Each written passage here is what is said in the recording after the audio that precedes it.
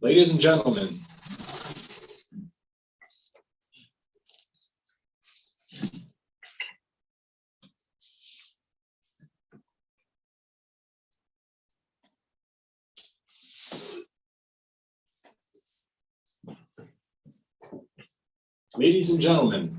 welcome to the 2021 edition of the French École de Guerre networking event, Winning Without Victory.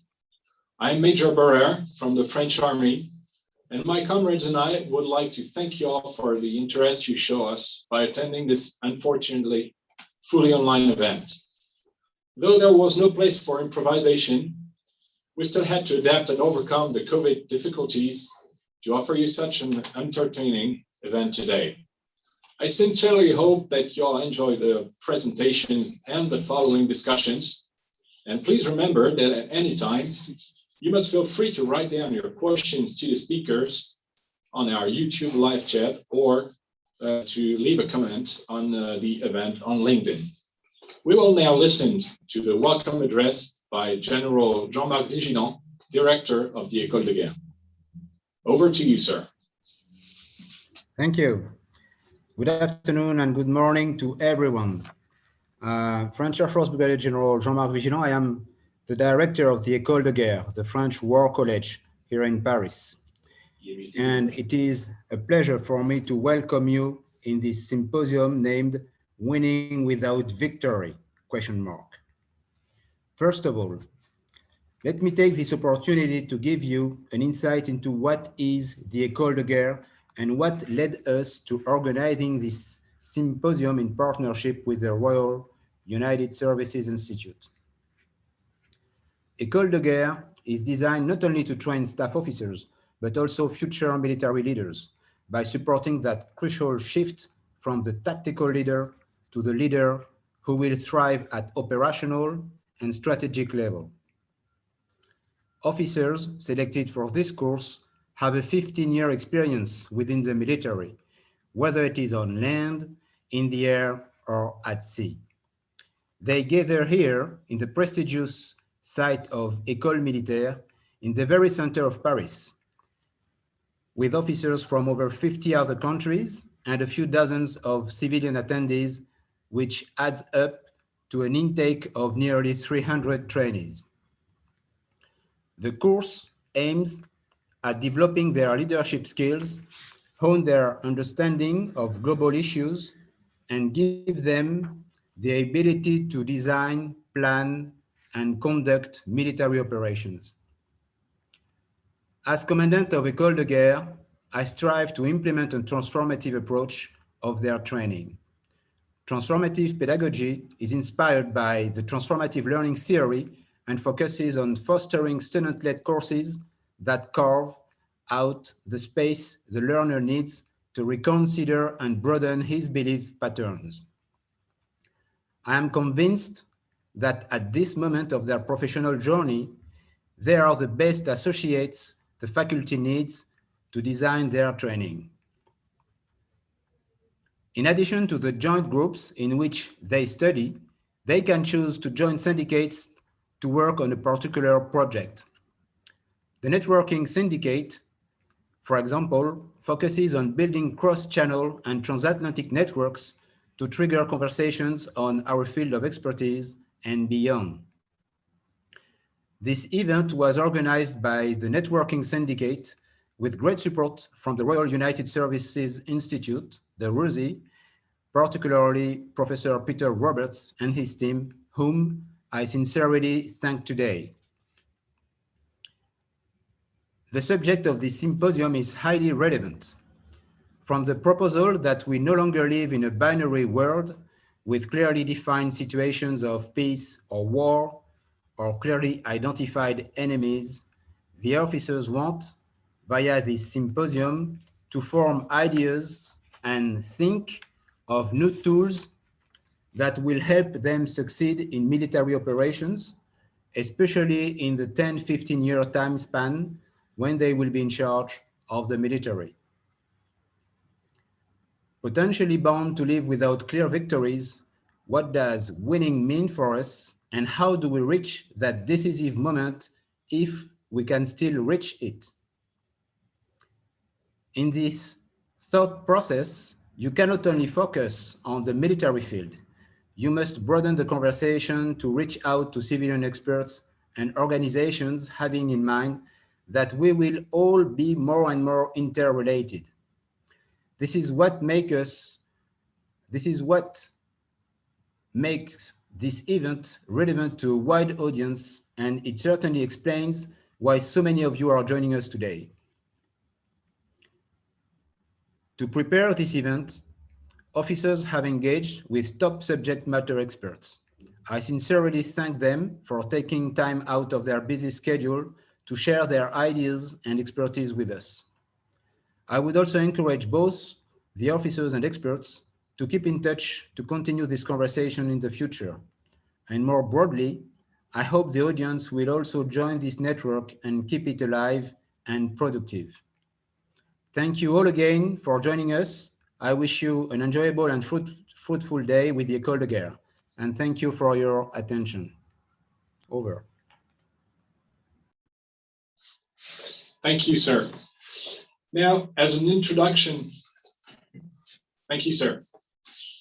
Now, as an introduction to our subject, Dr. Beatrice Heuser from the University of Glasgow and Mr. Rob Johnson from the Oxford University will raise the question of indecisiveness as the new normal. Without further ado, I respectfully give you the floor.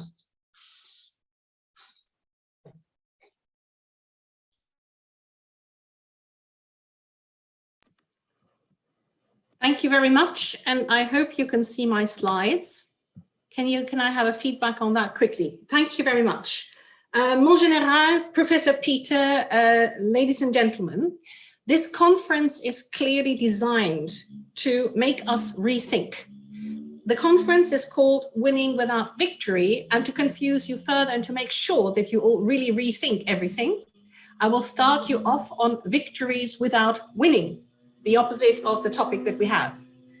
And I want to bring you to your attention a meme, a theme that goes back all the way to antiquity, the famous poem of Simonides of the Thermopylae, where Leonidas and his 300 warded off the Persians in the famous battle, and then afterwards found themselves all slaughtered, where in fact in their defeat lay their great glory. This idea, this meme of the past, captured here beautifully in the Jacques-Louis David painting in the Louvre, is of course absolutely central to Western civilization and has been brought into Western civilization and translated from generation to generation for many centuries. Let me just run you briefly, and just for the pleasure of the eye, some of them in order to make my point. It was greatly reinforced in the Christian tradition, of course, by the idea of the sacrifice of Christ, and in his death, the conquest over evil that then resulted in his resurrection. So in Christianity, there is an enormously important theme of defeat being, in fact, a victory. You will see that there is a point to this. I just wanted to take you through this because I want to just mention by the by that this has been something that has greatly inspired a whole number of different cultures and is still an important element in the self-perception of a lot of cultures. So the Battle of Kosovo-Polje of 1389 has lived on through centuries in Serb memory as that battle in which Serbia was defeated, but in fact made the ultimate sacrifice and thus had a moral victory despite the physical defeat. And as you know, this has resonated all the way up to the end of the last century, and not altogether with very good consequences and not altogether in a benign way. Hungary had a similar meme, the Battle of Mohacs, in which King Lajos II was killed. Here again, the way it is depicted, and I hope you can see that, very reminiscent of the way in which you see the deposition of the cross that I showed you in earlier paintings, Christ's deposition of the cross, and also the burial of Christ, the funeral of Christ. This idea that in fact, for the nation, particular leaders have sacrificed themselves in a Christ-like fashion. The way of depicting this in paintings became particularly famous in the 19th century, although the events that are commemorated here, the death of King Gustavus Adolphus of Sweden in the Battle of Lutzen, but the way to depict this went together hand in hand with the rise of nationalism in the 19th century. Nationalism, of course, substituting in many respects Christian religion by the great ideology and the pseudo-religion of nationalism.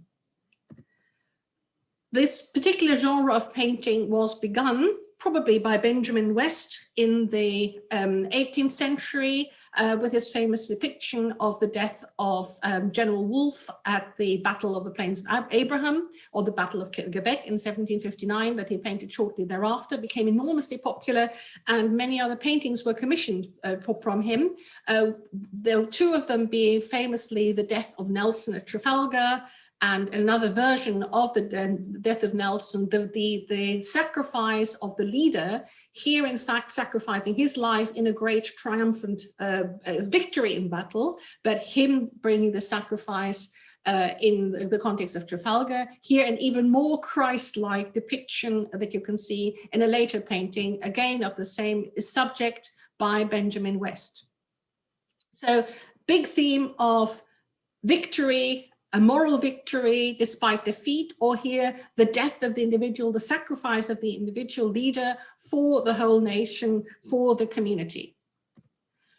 Charge of the Light Brigade has been interpreted in a similar way. The sacrifice in the Tennyson poem, I don't want to bore you with the whole poem now, but it's a meme that has stayed very important and very powerful in British civilization in particular.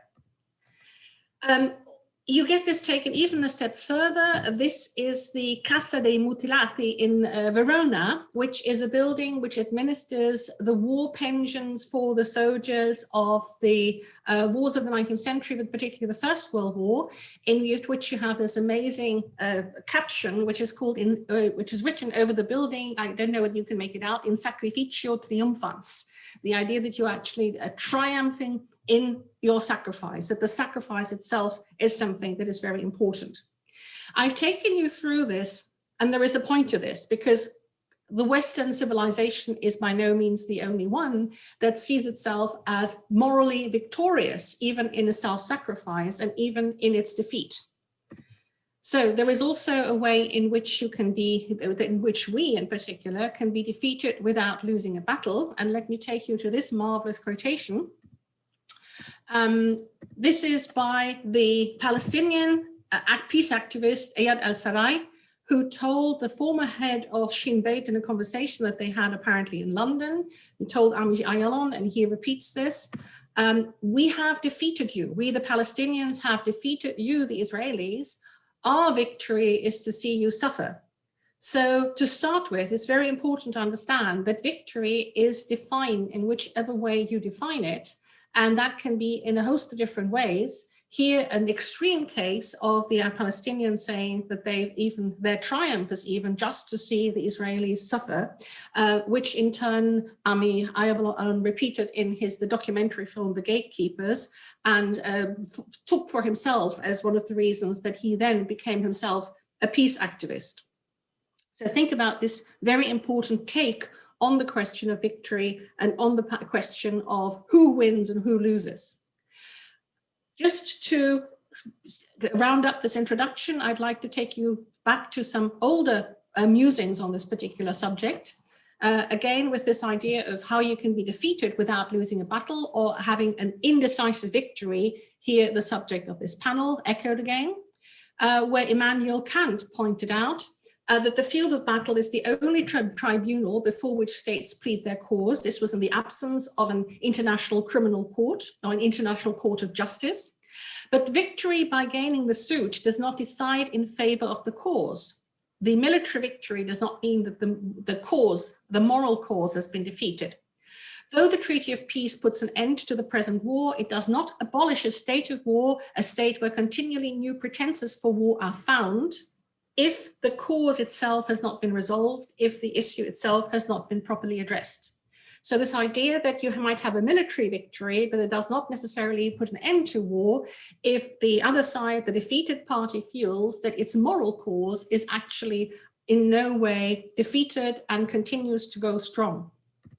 And a contemporary of Karl von Clausewitz called Rühle von Lilienstein put it very beautifully as well. Victory and conquest are often causes of the continuation, the renewal and the multiplication of war. And of course, how could we end without talking about Clausewitz? In war, the result is never final. He said, even the ultimate outcome of a war is not always to be final. The defeated state often considers the outcome merely as a transitory evil for which a remedy may still be found in political conditions at some later date.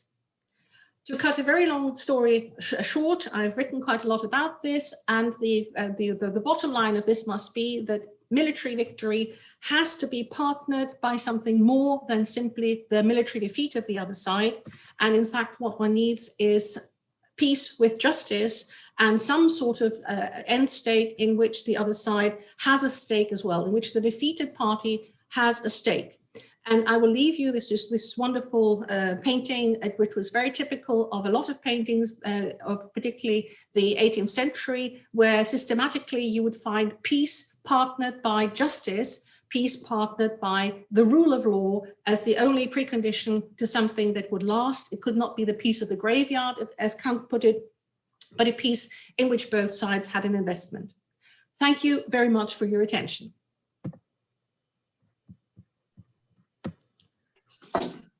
Thank you, ma'am. Unfortunately, we're still missing Rob Johnson, so we will...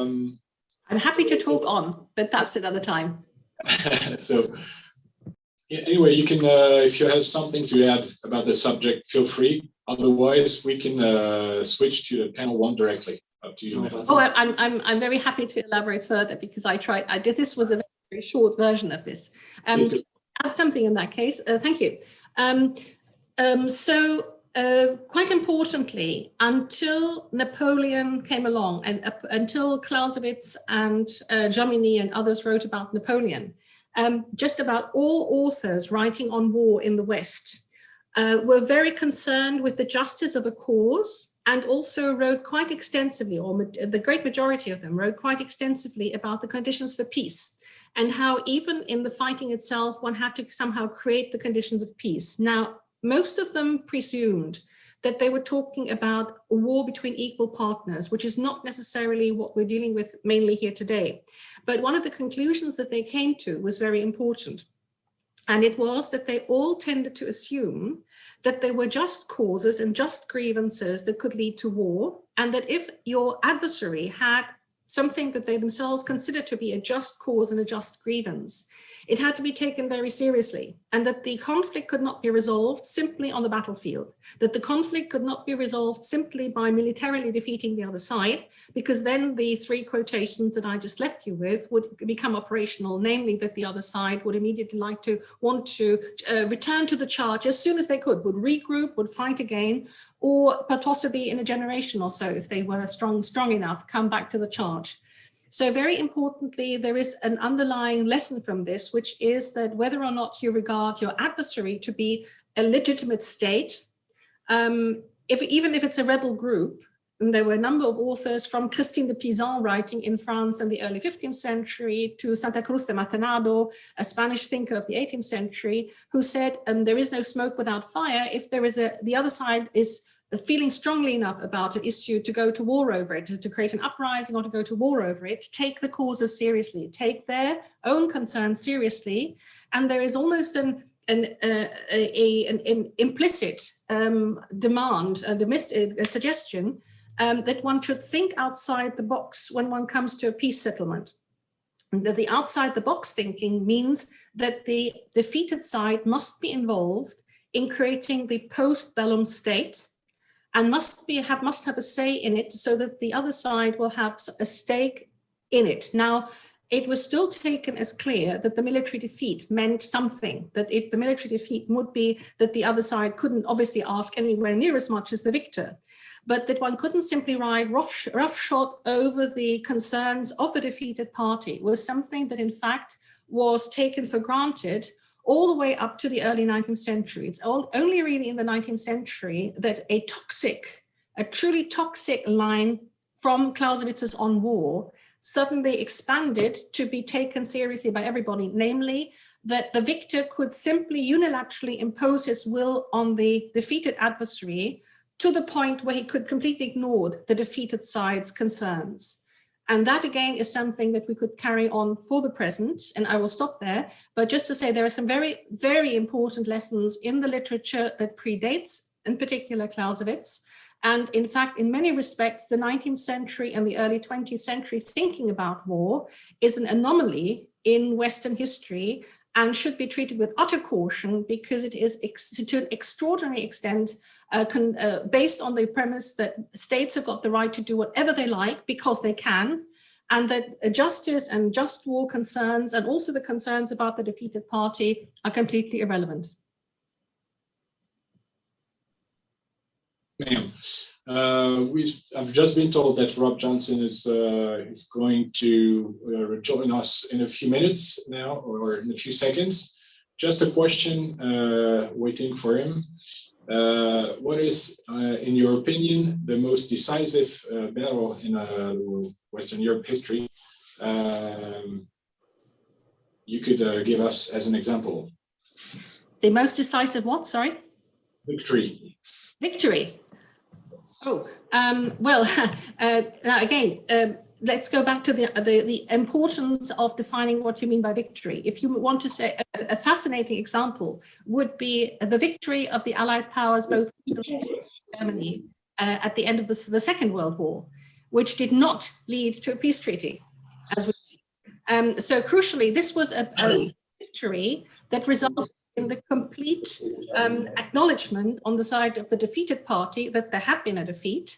But then very interestingly, you could see how over the following years, the West German public was given an enormous stake in the new peace settlement through Marshall aid, all the facilities offered by re-education, which on the one hand were trying to bring them to democracy, but also opened the door for lots and lots of people finally to unfold their own political activism, etc. So it was a most wonderfully decisive victory in the sense that it has, and there's been absolutely no inkling, no attempt at all of that defeated party ever to want to stand up again. And this is one of the most long-lasting victories that you can think of in European history. Thank you very much. I think we have Rob Johnson right now, so he should be able to join the room right now. Otherwise, I think Olaf had a question. Just a quick comment. Thank you very much, Beatrice Hauser. It reminds me of Jens Bartelson's book, The Concept of War in International Thought. I don't know if you know that one, but his argument is that our current conception of war as being a way of adjudicating a political problem between two formerly equal adversaries is actually, like you were just saying, quite modern and quite recent, and that actually the older history of the concept of war had it more as a kind of policing concept, that it was about eradicating a criminal or recalcitrant element of society, and that very modern versions of that seem to be returning with, you know, the war on terror and that kind of thing. I wonder if you've come across that. Okay, two things, and I'll keep it brief in case Rob Johnson erupts onto the scene and takes his place. Very briefly, there were, for a very long time, for a millennium or more, there were two different concepts of war going on in parallel. One of them was the idea of the internal pacification, the attempt to ensure that only the state had the monopoly of the use of force, and the baronial private wars were eliminated. So there is that element that goes throughout European history, from the fall of Rome in the West, all the way up to the Renaissance, when very gradually a monopoly on the use of force is established by the state. But throughout the entire period, you had also got ideas that went back to ancient Rome and ancient Greece, which were that about two adversaries that respect each other and that somehow are equals fighting against each other. So there were these two different forms of war in parallel, and particularly all state power had a great interest in monopolizing warfare and only conducting it on that level and criminalizing anything that was at sub-state level. Therefore, in international law, it is the phenomenon of war between two equal entities that then came to predominate and has even predominated into the 20th century. It's only gradually that we have insurgencies being, to some extent, incorporated into the international humanitarian law and things like that. So two parallel sorts of war for quite a long time. Thanks. Now we have Rob Johnson. Very good afternoon. I hope you're very well. Nice to see you, Beatrice. How are you? Hello, Harry. So, sir, we're now listening to you as Beatrice Heiser just finished her part in the introduction. Excellent. Okay. Sorry it's taken me so long to join in, and I deeply regret that I wasn't able to hear Beatrice, because there's a danger, of course, if you don't hear what your predecessor just said, you're going to repeat yourself.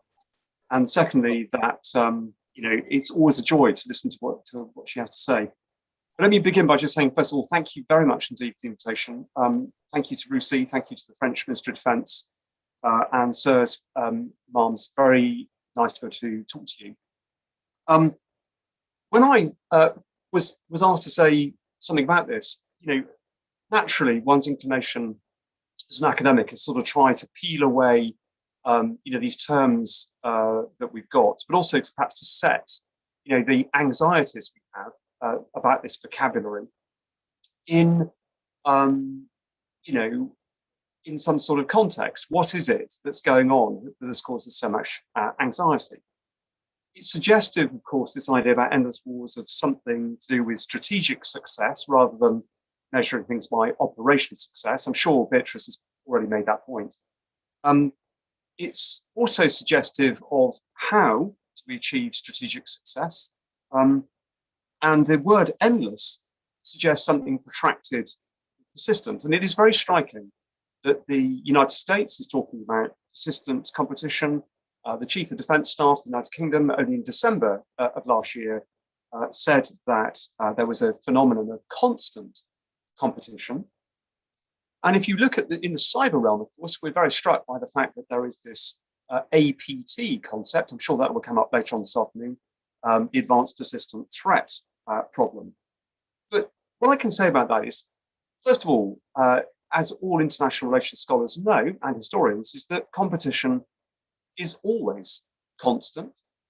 It is the normal condition for capitalist economics. It's evident, for example, in employment, sports, consumer behavior, even amongst siblings. It is a natural condition, and it need not impose any fear in us. In international relations, I think one of the things that's now becoming evident to us, again, for perhaps the first time since the Cold War, is that states are on one side of the spectrum cooperative. They can be natural allies. Then you can have a status which is slightly more about rivalry, which is competitive. You can then have confrontation, which is uncomfortable, but nevertheless tolerable for sovereign states. You can have coercion, which is intolerable because it is an infringement of national sovereignty, and yet it's still short of armed conflict. And then, of course, you can have armed conflict itself, the so-called Article 5 scenario. And each of these categories is characterized by certain actions, behaviors, and conditions. And I think right now, although we're using the term endless or competitive, what we're really talking about, what really creates that anxiety that's led to us to even hold this event, is this problem of strategic coercion. We are being compelled to act or respond in ways which otherwise we would not do in international relations. And when we look at our own history in the United Kingdom, in France, United States, there is a preference in our countries for decisive victories, for outcomes, but they are remarkably rare. We do not end every war with 1945 some tremendous victory. Most conflicts in history, again, I'm sure Professor Heuser has pointed out, most conflicts end rather unsatisfactorily, you might say, without a decisive victory, even if there are operational decisive outcomes. I think particularly between peers, between powers which are evenly matched, you can find this problem of not having a decisive outcome. This is very much redolent of the illusion of quick victory, the idea that you might succeed in conflict very, very fast. Most Western countries prefer short conflicts, but rarely do they actually get them. It is striking, isn't it, that if you look back at some of the great works of military history, there used to be a sort of a genre of decisive victories of the world. Were very popular amongst military aficionados, and yet actually real war is not like that at all. I think it's quite difficult for us to grasp the idea of success or winning without obvious results, but endless wars and protraction might actually be preferable to the highly destructive and lethal wars that short decisive victories seem to suggest. What I mean is a longer term posture, longer term actions, what the Duke of Wellington called the sure game, might be better in that it creates certainty, whereas short wars create dramatic uncertainty. Battles, as Karl von Clausewitz reminded us, battles are the most uncertain of all, even though his theory privileged them. Invariably, theorists of war prefer decisive results.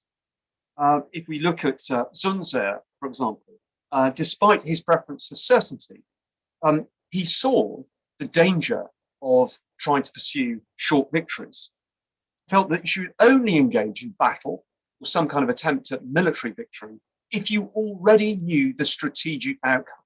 In other words, battle or war was only the product of a longer period of strategic and diplomatic maneuver.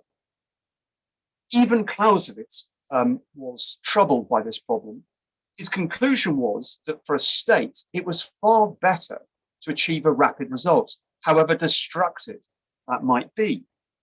Despite the obvious success that he himself had witnessed in Russia, or indeed that he was aware of by the end of the Napoleonic Wars in the so-called Peninsular Campaign, where Spain, Portugal, and Britain had worn down French armies in the Iberian Peninsula.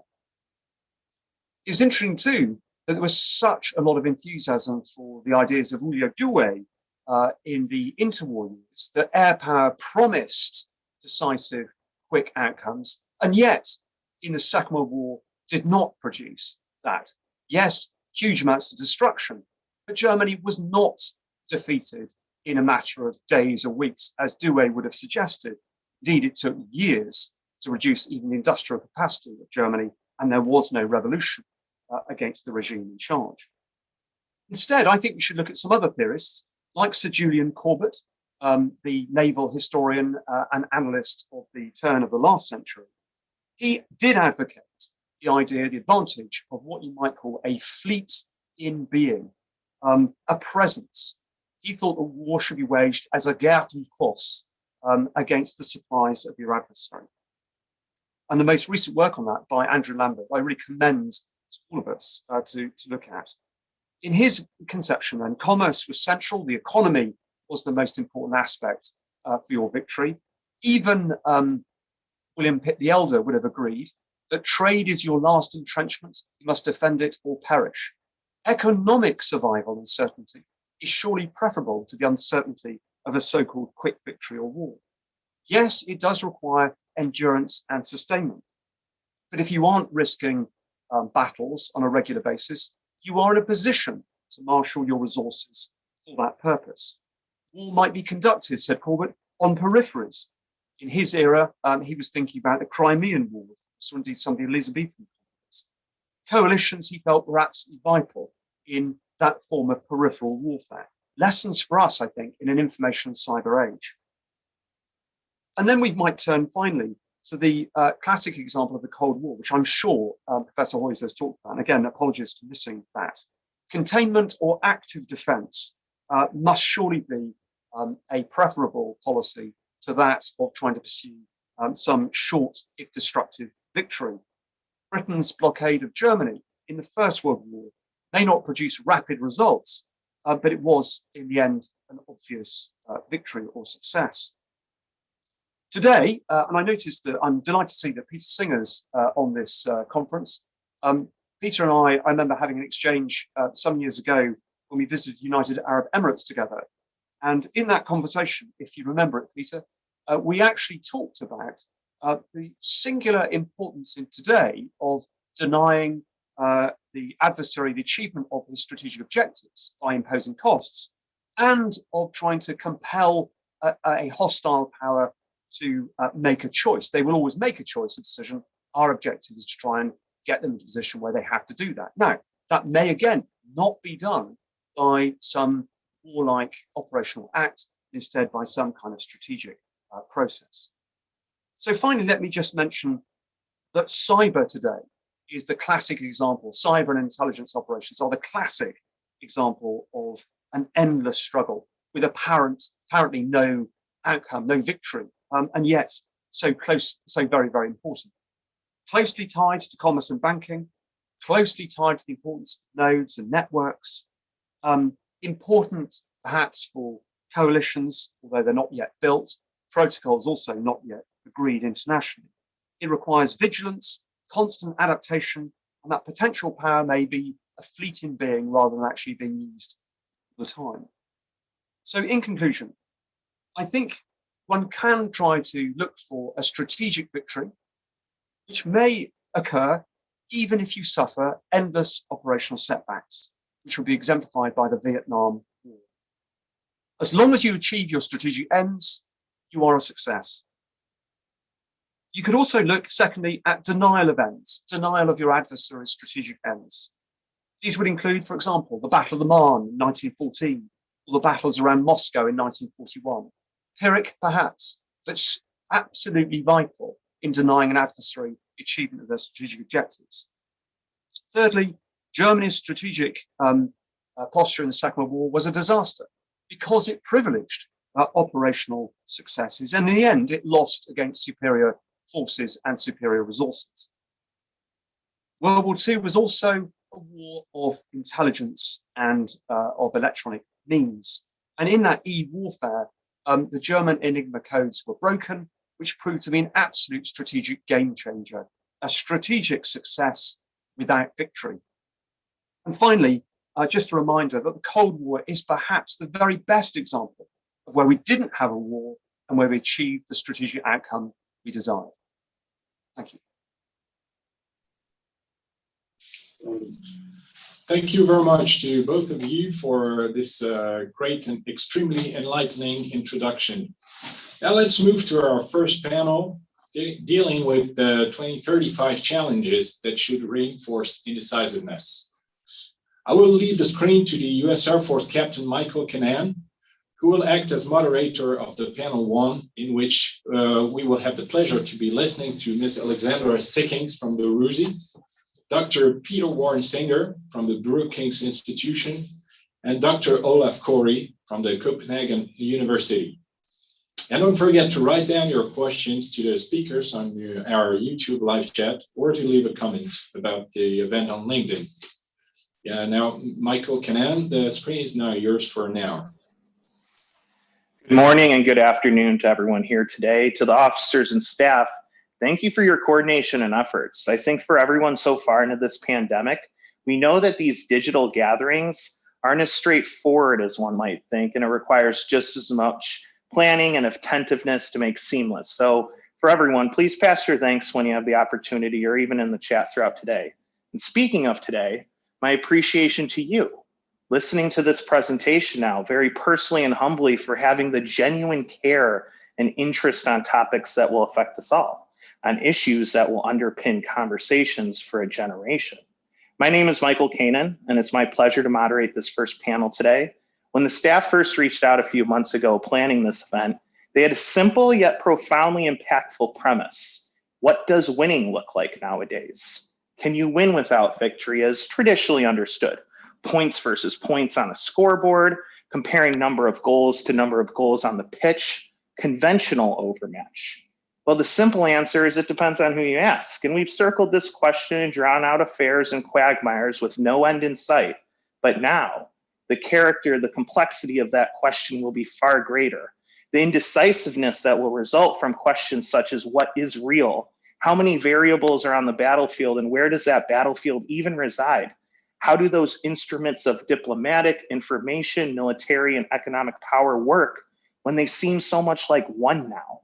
All the while understanding that humanity's impact on the environment has and will only surely more impact all these questions and confusions.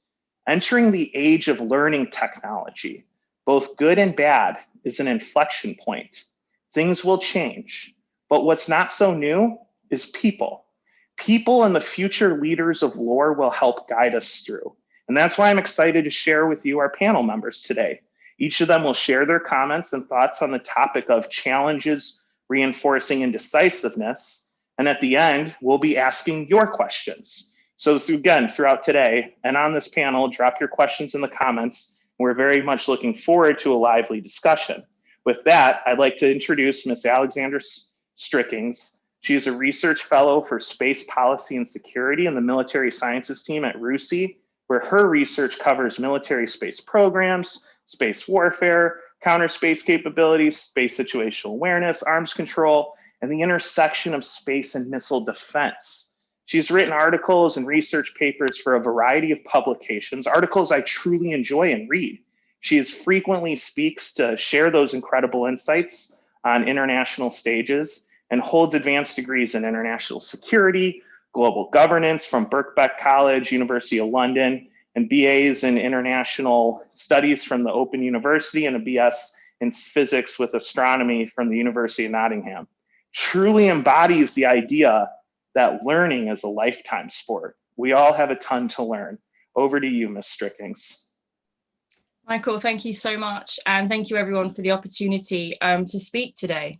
So the title of my talk I was given was More Actors in a Larger and Unpredictable Battlefield. And the battlefield I'm going to be talking about is space. I use that as an example. And the landscape of space has changed quite dramatically since the beginning of the first space age. We look from the late 1950s, early 1960s to now. When it started, it was two states, US and Soviet Union. And that was very much everything was happening within the background context of the Cold War. What we have now, as I said, is very different. We have so many more actors, more states, and also commercial companies. And that is only increasing. So what we have just from that is a much more complex environment and having to balance the ambitions and the intents of all these different actors. So space now is referred, the narrative is that space is no longer a sanctuary. I do disagree with this slightly, that it wasn't, but I think the idea that space is purely peaceful, that it's only used for peaceful purposes, is pretty much, I agree that's no longer true. So we have this very complex, very contested environment. And the first part of that is just in the number of satellites. There are approximately 2,000 to 3,000 functioning satellites at the moment, and that is increasing very rapidly. We see particularly mega constellations from private companies like SpaceX, which are planning on putting tens of thousands of satellites into orbit.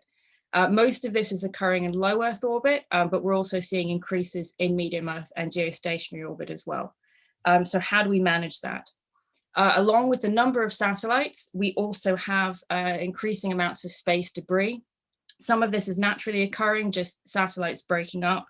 But some of this is also from kinetic strikes against satellites and collisions between them. So how do we manage this debris? How do we understand where it's moving? How do we ensure that collisions aren't happening? So we need space situational awareness and space traffic management in order to do this. The difficulty is that this has primarily been a function of militaries. So a lot of the information is classified. It's how do we ensure that that information is best shared internationally amongst all actors to try and manage what is happening in space. Alongside the number of satellites and the management of the traffic, we also have an increase in counter space capabilities. I use this term very strongly, not space weapons. Trying to define a weapon in space is incredibly difficult. And the term counter space capability also allows us to include those threats to the non-space-based aspects of these architectures. So it could be the jamming of terrestrial receivers, the targeting of ground stations, cyber attacks, and the like. And these span quite a huge spectrum. So on one end, we have kinetic anti-satellite missiles, these destroy a satellite, increasing a huge amount of debris as well, which is one of the main problems with them. Moving through a number of non-kinetic capabilities. So we're looking at the development of lasers which can actually dazzle the optical sensors of satellites, the use of high-powered microwave frequencies, for example, to interfere with internal electronics, cyber capabilities, rendezvous and proximity operations, satellites being able to approach other satellites. We don't necessarily know what they might be doing. We have GPS jamming, spoofing of GPS signals. So we have this whole range of capabilities there. And tied to that as well, we have dual use technologies. On one side, again, there's two parts to this. We have those satellites which are dual use in terms of civilian and military. So that might be in terms of ISR or communications. But we also have the development of technologies for civilian or scientific purposes, which could be repurposed. And those are based around rendezvous and proximity operations, particularly in terms of debris removal or on-orbit satellite servicing. So we're looking at people who are developing satellites to approach an old broken satellite or large piece of debris, actually capture it and drag it into the atmosphere, remove it from orbit. Of course, if you can do that to a piece of debris, you can do it to a functioning satellite. There are, of course, a lot of legal issues here as well, but there is definitely concern about some of these technologies and how they might be used. And of course, space, there are lots of things that we can't control. One of those aspects we're most worried about is solar activity, is space weather. A massive solar event which could cause a huge amount of damage to satellites in orbit. And how do we plan for that? So we have this incredibly complex environment that we're all trying to function in. And it means that military activity in space isn't always clear-cut. It's not always obvious. There could be a lot of confusion. We have concerns about attribution and proving intent as well, and miscalculation. Which could lead to a response where it's maybe unwarranted. If your satellite stops functioning, it's not easy always to know the reason why. You can't just go up to it and pull it apart and figure out what happened. It could have been a micro debris strike. It could have been some radiation, could just be a fault. It could be nefarious activity. So when we have more actors, dual purpose capabilities and all these different things going on, it can mean even understanding that and proving any activity is so much more difficult, which again is why we need this sharing of information to actually understand, to be able to have a better view of what happened, to ensure that if we are responding to an action, we know how we should be doing that and why. And of course, this complexity, this confusion is only going to keep increasing as we move into the future. We are going to continue to see more actors come in, whether that's more commercial companies, more civilian agencies, and also more military actors. We had the US, we had the Soviet Union. US and Russia are still huge players here. China is now a major military space player. The UK now has a director space. We're going to have a space command. France has been making moves in this direction. India, Japan, NATO has now declared space as an operational domain. So we're going to see a lot more military activity, not necessarily in terms of targeting satellites, but in the use of space. And alongside that, also the potential for the use of proxies, which just adds another level of complexity. I mentioned the commercial companies, again, more and more of these. And we're also going to see them having almost more of a majority stake in space. The number of satellites is going to far outweigh the military, the state-based satellites. And also some of them have a bit of technological supremacy. They can take risks that states often can't.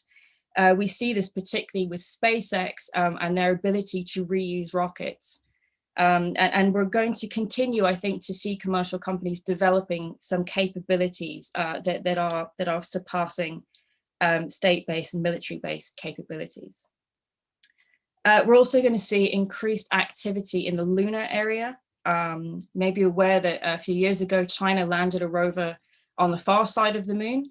And whilst this was a very significant technical achievement, it also did create some concern about whether the moon was going to be a new strategic high ground. There is a lot of debate about that. What do we mean by a high ground and whether that's true? But although the lunar missions that are being planned are, about science and about exploration, the technologies required to do these could again cause some concern. And also there is just that sort of power play, that balance in space that we see, particularly between the big actors. So it's going to be interesting to see how that plays out. A little bit further into the future, we're going to see things like asteroid mining potentially. There's estimated to be trillions of dollars worth of resources on asteroids. So the ability to bring these resources back, lots of economic impacts, lots of legal impacts, the potential of on-orbit manufacturing as well, and how that might change the capabilities that states have. So we just have, it's like an onion, you just keep layers and layers and layers of complexity about how we operate in space. But of course, some of the big questions are, what is the potential for an actual conflict in space? People often talk about this. Are we going to have a real war, shooting war in space? And so there are some arguments as to why this is not necessarily the narrative to go down. First off, is the use of counter space capabilities, certain ones. We know that states have tested kinetic ASAT missiles. There was a very infamous 2007 Chinese test, an Indian test. Russia has been testing some of the capabilities in the last year.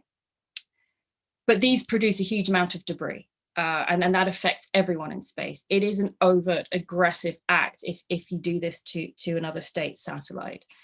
So there are questions as to whether these would be used, or whether this is about deterrence, it's about projecting your own power and posturing in space. So are these counter space capabilities that are likely to be used more in that sub-threshold, that constant competition, and it's more the short-term denial of space rather than destroying satellites. We see a lot of move towards creating norms of behavior in space. This is to try and catch up a little bit with the technology in terms of international agreements and treaties. The Outer Space Treaty is quite old. So how do we understand norms? How do we look at rendezvous and proximity operations, and how close you can get to other satellites in sort of agreed distances beyond which you're within your rights to say you're too close. I can respond. We do have ongoing discussions in the arms control community about some of these counter space capabilities. Some concern as to whether these are realistic, but we do expect perhaps some movement in this way. And I think the biggest is that space is so important in so many different areas. It's not just the military, it's national security, it's economics, the international financial system and trade. And so anything that leads to the loss of use of space is going to have huge global impacts. You can't guarantee that any action you take will not affect you. So the question really, does anyone want a conflict in space, or are we going to see that that fear of crossing a line into a full-blown conflict? There is no winner there. And I think, winning in this context is just the continued ability to operate in space and to freely operate in space. It's either that, and we learn how to continue within a complex environment, within knowing about these capabilities and how to deal with them, or everyone loses. People like to talk about a new space race, but how do we guarantee a winner there? I think that understanding that there is no winner, that we shouldn't necessarily approach our operations in that way, is perhaps the best route to take to ensure that space continues to be of benefit to all of us. I think I'll finish there, and I look forward to the questions. Thank you, Alexandra. Moving forward, it is my pleasure to introduce Peter Singer.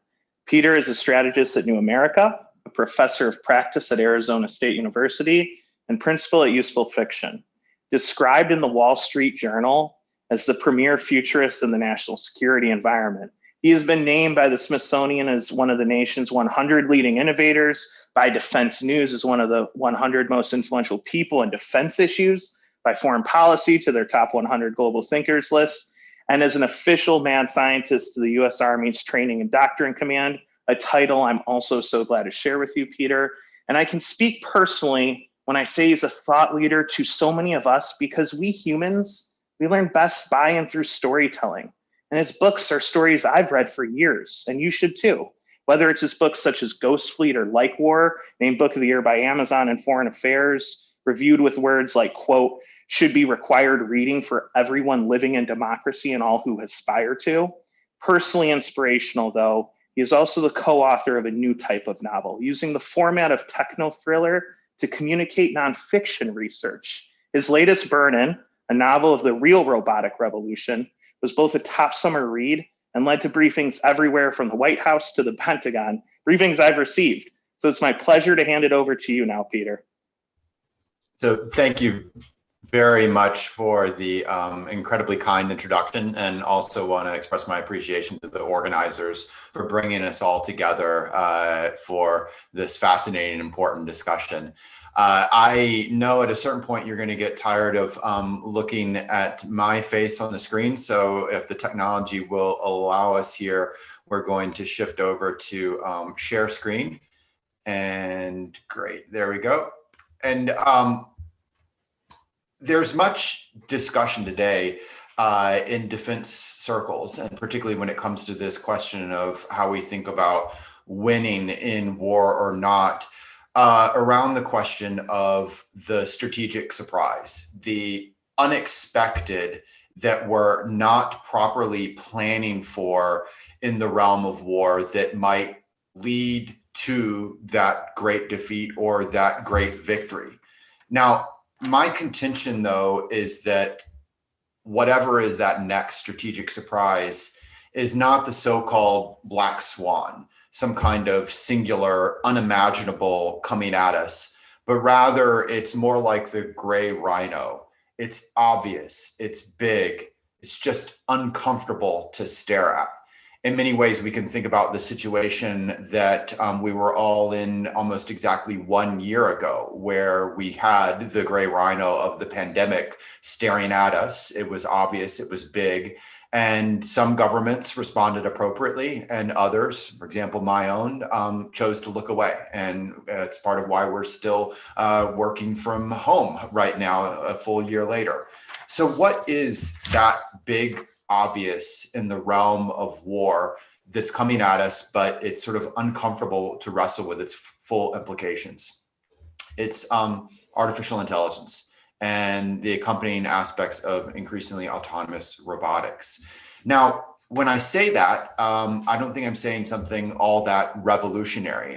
Many people recognize this. Indeed, there have not just been studies by leading governments and strategy cells, as well as alliances like NATO, but it also comes out in surveys. There was a survey taken, and 91% of leaders say that AI is the most important game-changing technology that is out there. But honestly, I don't think that we are anywhere near to recognizing or wrestling with what that truly means. I think our best parallel is to the battleship captains back in a little around 100 years back. So you think of the interwar years of the 1920s and 30s, where immediately after World War I, there was a debate back and forth as to between the airplane and the battleship, but as to which mattered or not. But the debate evolved, and by the 1930s, the battleship captains thought that they got it. They'd say previously it said airplane doesn't matter. Now by the 1930s, it said, no, don't you tell me that I'm against airplanes. I get it. I truly understand it. In fact, I'm giving up valuable deck space on my battleship. I'm giving up valuable budget to put airplanes on the back of my battleship. And the airplane, it's going to make my battleship more lethal, more powerful than it's ever been before in history. The airplane is going to allow it to sight the enemy fleet at distance. The airplane is going to allow my battleship cannon to be that much more accurate. So I truly get the future. And of course, what they were doing was just changing enough not to change. They truly didn't get what the airplane meant for war and the battleship. Or for our ground warfare friends, it'd be a parallel like this. This is an image from a US Army training exercise in 1931, where they got it. They got that the machine gun had changed war, one of the lessons coming out of World War I. And they got it and said, you know what, we truly understand it. We're not opposed to it. It's not a question of machine gun or horse cavalry. The machine gun is going to make our horse cavalry more lethal than it's ever been before. We can mount it on the back of a horse-drawn wagon. We truly get the future. Instead, we can see changes go well beyond that, sort of layering on to existing beliefs, existing systems. In the coming years with robotics, they will not just become increasingly autonomous, but will play out in all sorts of different sizes, shapes, form, roles. But importantly, they won't just be in our hands, they will be in our adversaries' hands, or rather not directly operating our hands. And these range from great state powers, like the images you see here of Russian and Chinese made systems, but much like in the Cold War, how it was not just the Red Army that flew MiG-21s or used AK-47s, but it was non-state and other state actors around the world. The same thing will happen with robotic systems, including those made by Russia and China, as they proliferate out around the world. So you will face them not just contending against a powerful state, but against a weak state, but also against a non-state actor. All of this technology, though, will be not just intelligent and increasingly robotic, but it's networked. And that means that we will see a rewiring of our world, our lives, our cities, but it also means that we will see new kinds of threats going at it. Cyber attacks that are not merely about the theft of information, but increasingly about causing a change in the physical environment that is using digital means to cause physical damage. And as you can see here, a link, a reference to the book that Michael mentioned, Burn-In, where we explored how, I don't want to plot ruin it, but how someone can use digital means to create versions of the 10 biblical plagues, but in a real world city. And not imagined, but all possible. And in fact, you might have seen recently news in both Israel and the United States where the scenario of water treatment plants targeting has played out just months after the book came out. This shift means a massive rethink of the battlefield. Everything from potential new tactics, new doctrines, new organizations. It's happened in the past. Think what the machine gun and rapid firing artillery meant for the battlefield and how militaries responded to it in 1914. Or think what the armored tank wireless communication with the radio, the flying machine, the airplane meant for warfare in 1940 and the Blitzkrieg. Why would we expect AI and robotics to be any different? But I would add, AI is a tool, a technology that is different than the tank or the machine gun because it's intelligent. It's always improving. And that means that you have a capacity to take it into new realms that we've not even wrestled with when it comes to doctrine or tactics before. But it's more than that. An Oxford University examination of 702 jobs, 702 different occupations, found that roughly 47% are at risk for replacement or reduction by robotics and AI within the next 2 decades. So this is a not just a revolution in terms of what you might think of the technology of war, but more like an industrial revolution. And what's important for war, though, is that each of those occupational specialties that will see transformation in terms of reduction or complete elimination on the civilian side, every single one of them has a military parallel. So too much of the narrative around robotics and war is the armed killer robot debate, which is a misnomer when we see instead maybe some of the key shifts will be in medicine, in logistics, you name it. But here again, go back to that notion of an industrial revolution. There's something larger at play.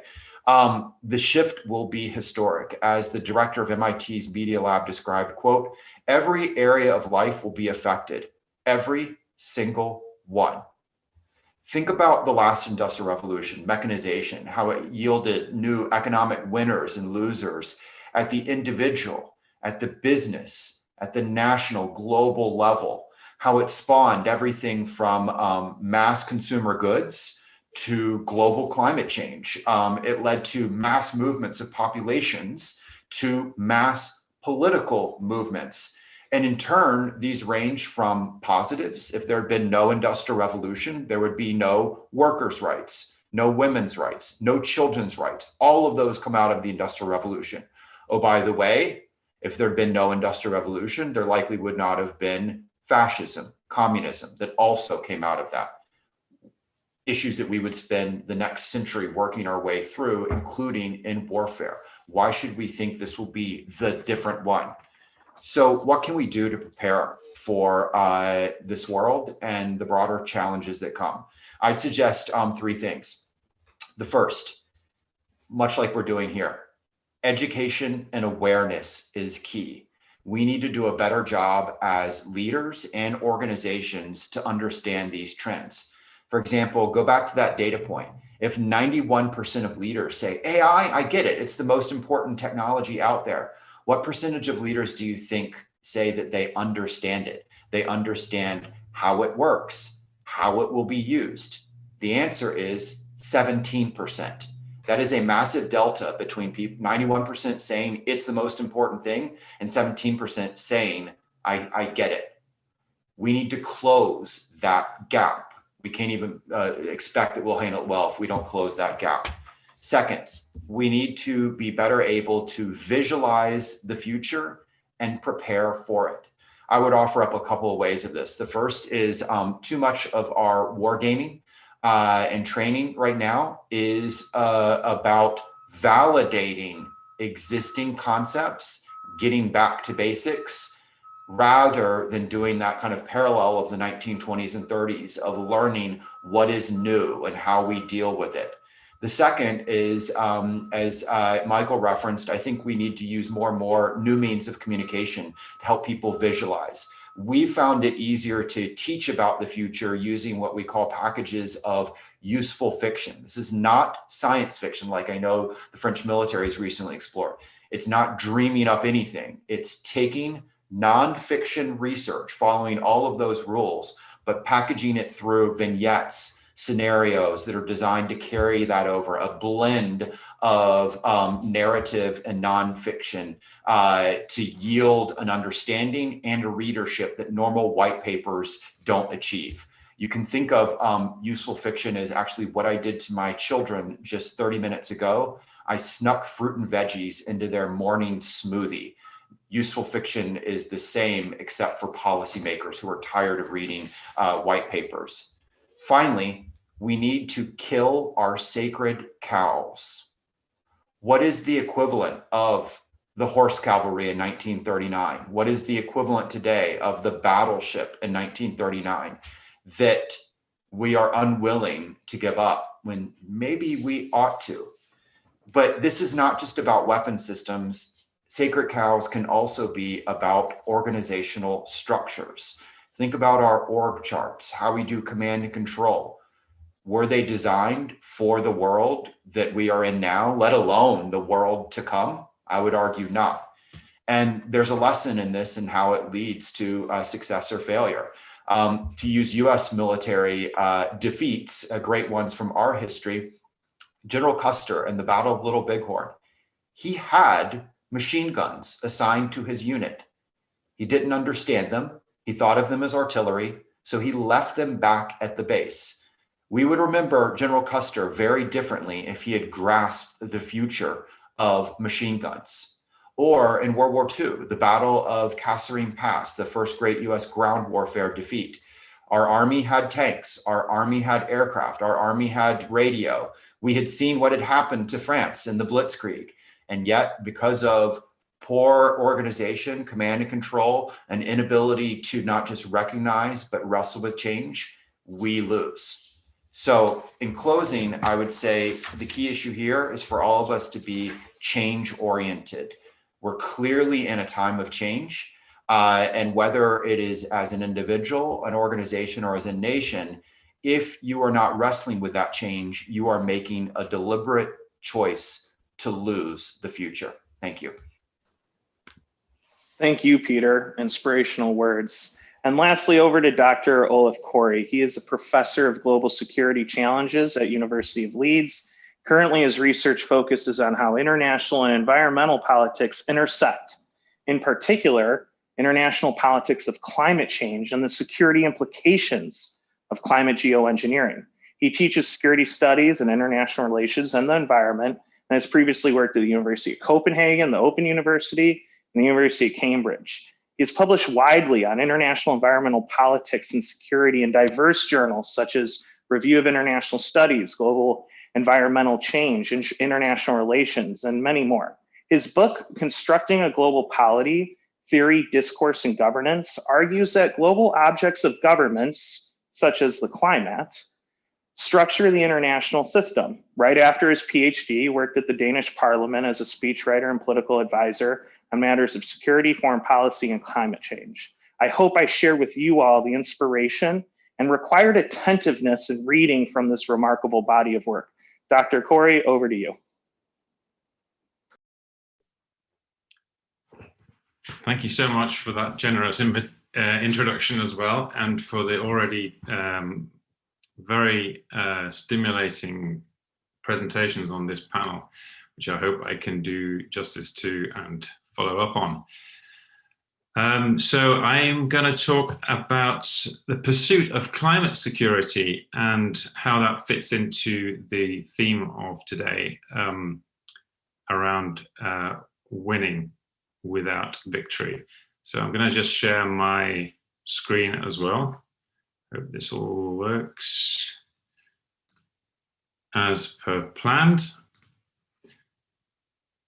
So in a way, there's a strange anomaly in the concept of climate security, because we're used to thinking about the climate in terms of economic development, in terms of environmental protection, in terms of the biosphere.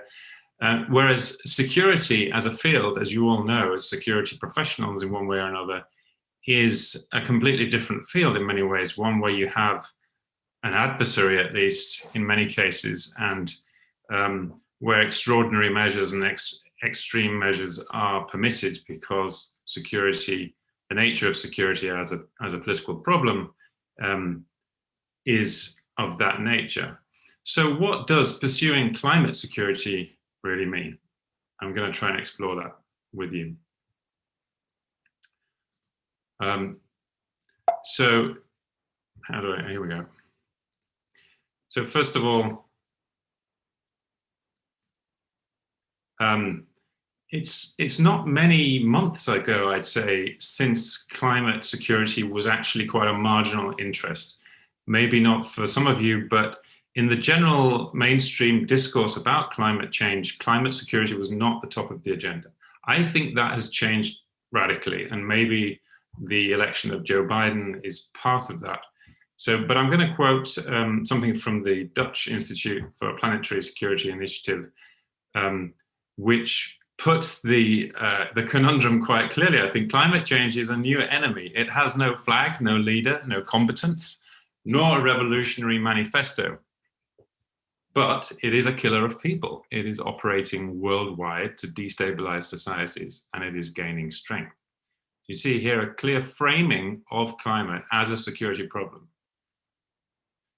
We've seen Joe Biden, one of his first executive actions was to order a 17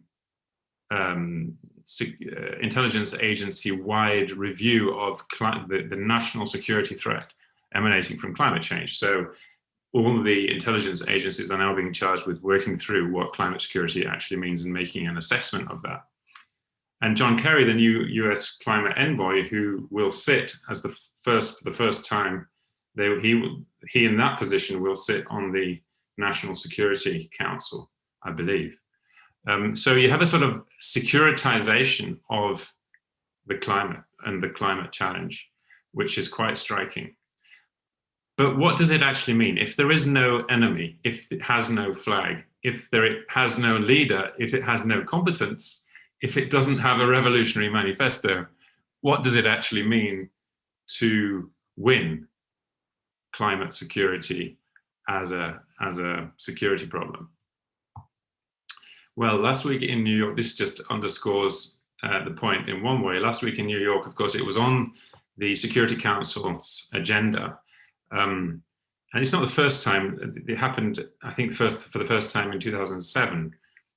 But there were debates, and certain members and permanent members of the Security Council objected to it being there, of course. Boris Johnson was not one of those objecting.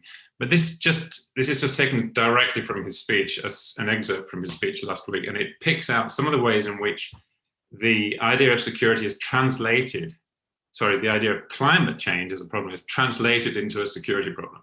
And this is the way that the political sphere speaks about it. This is what I'm interested in here. So I'm just picking out certain of the phrases here. I don't need to read this whole thing, but he talks about a young man forced onto the road when his home becomes a desert and when people are displaced. So migration, climate-driven migration, is an incredibly strong meme in this whole climate security discourse. He goes to some camp. He becomes prey for violent extremists. Okay, so we have climate change generating violent extremism, according to this political discourse, radicalization.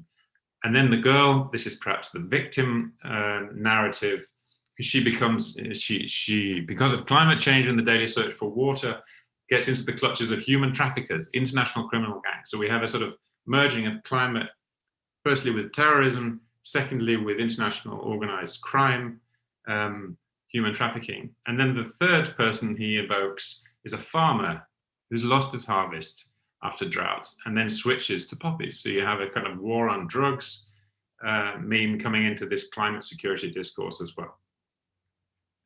And then you have the idea of impoverished and fragile nation, so the failed states idea, and the idea of shock waves of instability emanating from climate change as well.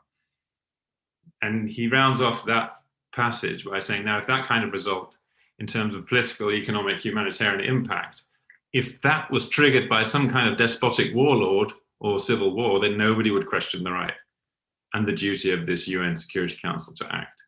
Now that's a big if, but this is the way that climate is being funneled into the security sphere. A lot of these are actually empirically quite dubious. So there isn't a consensus on the established relationship between climatic changes and levels of conflict, but that's a whole other debate, which I won't have time to go into here. But so what I'm talking about is at the political level, how climate becomes a security issue. And of course, how the political system interprets the climate problem will define what it means to win or to lose, of course. There is no objective sense of winning against the climate. In many ways, that goes for some of the things Professor Heuser said as well, that the purpose of the war in itself is a political question beyond the military one as well. So I'm going to disentangle all these ideas and give you 4 ideal types for what climate security means, dividing them up according to what is it that's actually threatened and what is it that's doing the threatening. So type 1 is the closest, I guess, to this community of practice, which is the idea that climate change threatens national security. It's what is threatened in climate security is the critical national interests. So there's no basic change in that. It's just translating the national security ideas and adding climate to it. So what is threatened is perhaps military assets that can't operate under extreme weather conditions, capabilities, dealing with new types of proliferating threats, as Boris Johnson's speech elaborates. The idea of who is doing this is very much linked to the idea of climate-driven migration and causal chains or narratives about causal change, that this leads to terrorism, destabilization, but also the direct threat of extreme weather. Type 2 is also alluded to in Boris Johnson's speech, but it's a different kind of argument. The argument here is that what is threatened is actually international peace and stability. So it's a question of order. And here are lots of theories about how climate change will create scarcity, for example, will disrupt borders. And the idea that scarcity drives climate is, of course, controversial. Some people think it's abundance of resources that really drives conflict. But this is a sort of neo-Malthusian meme which is built into this discourse as well. So the idea that what is threatened by the climate change in terms of security is international peace and security. And there, the military's role is rather one of stabilization as opposed to defense. Of course, these two will always be related. In fact, all of them will be. Type 3, to move on to that one, has climate security as being basically a version of human security, which I'm sure you all are familiar with, a doctrine of security which tries to reframe security practices as being fundamentally a question not about defending sovereign states, but about, in the end, securing human lives, human rights. Sometimes it's formulated in a very liberal sense in terms of securing human rights, or in a broader one about human welfare. So poverty reduction would be a kind of human security in this discourse normally.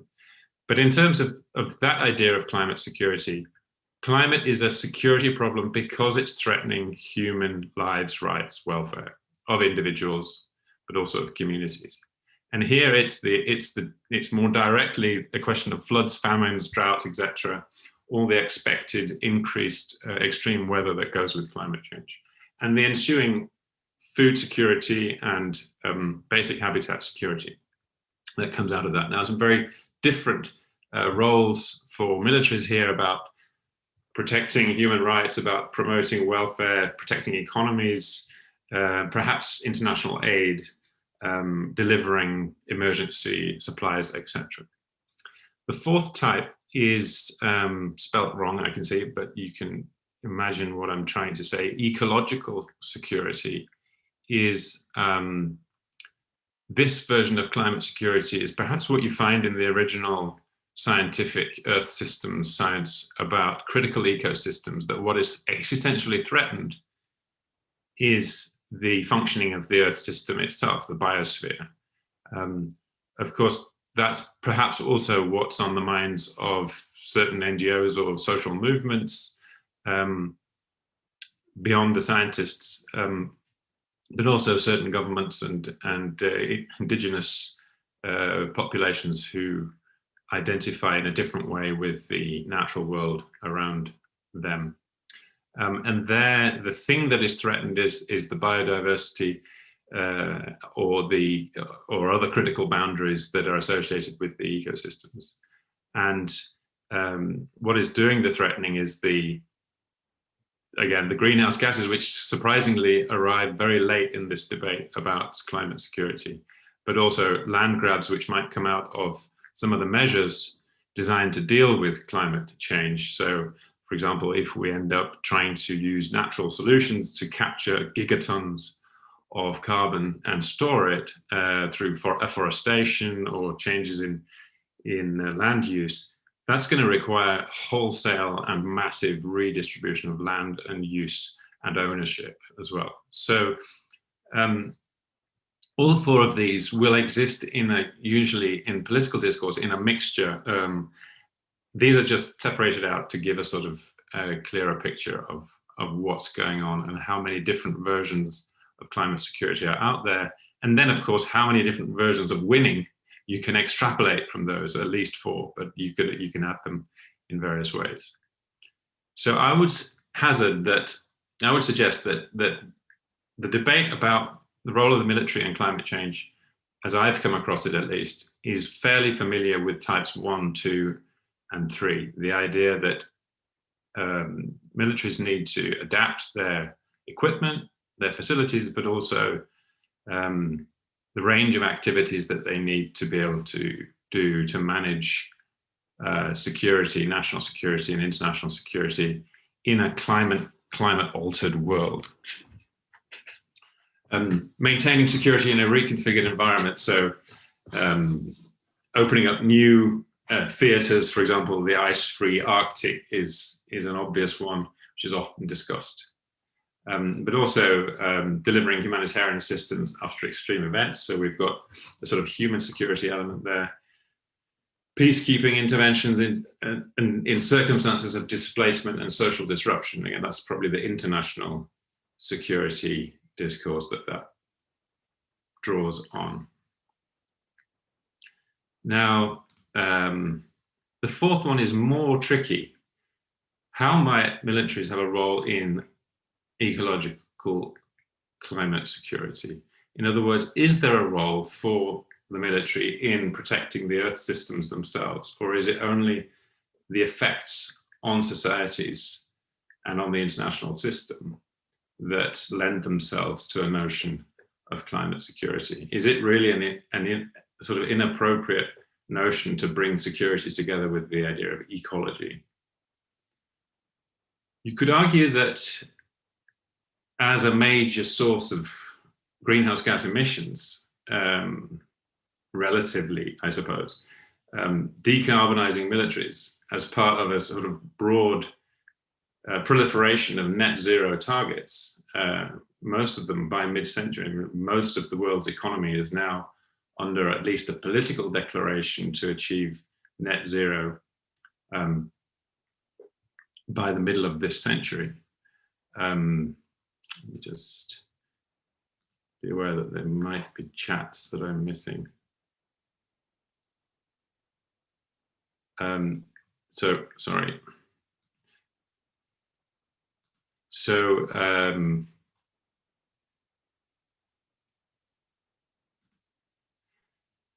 how are militaries going to be able to honor that? And will they, as major users of fossil fuels, be hamstrung if those targets are really taken seriously? The net zero concept implies that you can compensate for carbon emissions with negative emissions.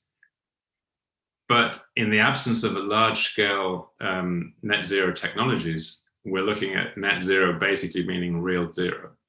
And this is this graph here on the right is taken from a report about actually from the US Department of Energy that shows the relationship between the US Department of Defense in dark blue and the rest of the US government's use of fossil fuels. And it's obviously the big one, which is most dependent on the fossil economy.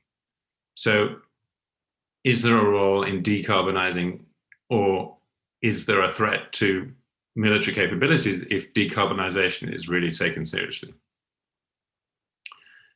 Is there a role in enforcing climate agreements? I mean, we've gotten used to the idea that environmental politics is low politics, security politics is high politics. Low politics would not necessarily normally be associated with military action, with extraordinary measures, but high politics is. So what happens when the low politics issue of climate becomes high politics climate security? Will there be, this is purely speculative, obviously, will there be a climate role for the military in terms of dealing with international tensions that are due to decarbonization? So not necessarily the direct implications of climate change, but the measures taken to tackle it, e.g. if trade, if climate and carbon issues become stipulated parts of trade regimes or trade wars, or if major adaptation infrastructure creates geopolitical tensions. And finally, which is my area of research at the moment, where I don't know the answers to this, but the direct interventions in climate that are now being looked at, given the climate security discourse that has arrived, what will the role of militaries be in that sphere, if at all? Now, first, I'm just going to quickly say something. How much time do I have? Something about what these climate interventions or geoengineering are. Large-scale intentional intervention in Earth systems, typically for the purpose of altering the climate. So you may not have heard about these particularly, you may have heard about them. These are some of the reasons why they might be considered, but given the time, I think I'm just going to give you a flavor for some of the technologies that are currently being imagined. I'm calling them imaginaries because they don't actually exist, but they feature in climate models and they feature as scientific explorations and theories. So ice restoration technologies to try to shore up or re-establish ice cover to prevent positive feedback loops in terms of global heating. Various technologies being looked at there, including silicate balls being spread across oceans. The big one actually is the one on the right here, stratospheric aerosols, probably the leading solar geoengineering imaginary at the moment, which envisions the injection of sulfates or another aerosol into the lower stratosphere to try to filter out a small percentage of incoming sunlight or sun energy to thereby artificially cool the planet. This is being examined. One of the first outdoor experiments is about to happen in Sweden. The delivery mechanisms to get things into the lower stratosphere are still to be worked out. One idea is that modified military aircraft would be the best suited to flying up to deliver millions of tons of sulfur per year. Other suggestions of it have included giant tethered balloons that have 20 kilometer long feed pipes that dangle down from these balloons, and through which a slurry of some kind is pumped up and ejected into the stratosphere. It sounds very science fiction-y, but this is actually increasingly being taken seriously in climate policy circles.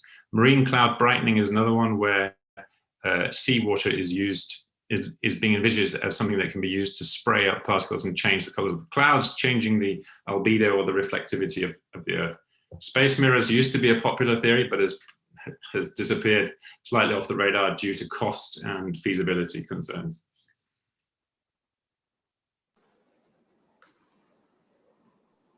And with that, go ahead. With that, my conclusion is that I'm offering is that climate security is the future, it's the present, but it can mean a lot of different things. And that not everything you hear about climate conflict should be taken at face value. But that there may be surprises ahead, as our last speaker emphasized, concerning climate security and expanded demands on militaries. My questions, which I would love to hear other experts answer, is what tactical or strategic value or implications some of these technologies might have. But I guess that would be something for discussion in coffee groups, in coffee rooms, or perhaps in the discussion time afterwards. Okay. Thank you, Dr. Corey. And for everyone here, we just want to highlight our appreciation for you being a part of this conversation, and to our panelists for being in this conversation. Like many of our online events, we press up against time, but as we are looking at questions, I hope that we are feeding them and that our panelists were responding as well. But I do want to highlight that you can always reach out to active members on LinkedIn and Twitter. So be sure to follow them. And again, we appreciate the opportunity today.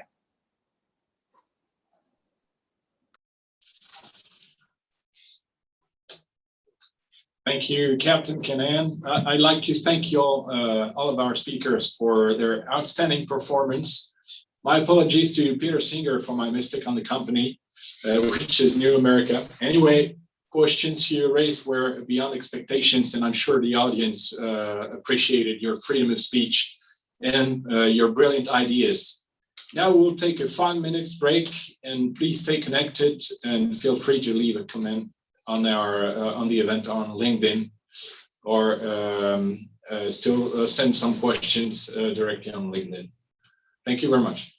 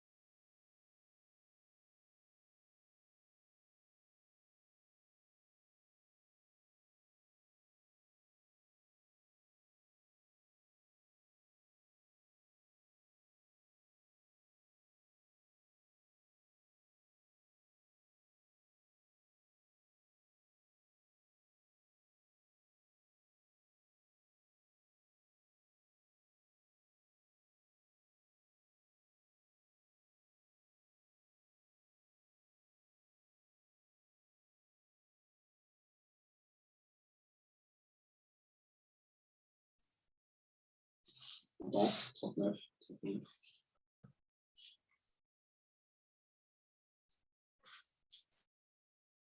On y va? C'est bon. Ok, 3, 2. Putain, c'est où? Sorti. Ladies and gentlemen, welcome back to our Winning Without Victory event. Let's jump directly into our second panel, How to Live with Indecisiveness.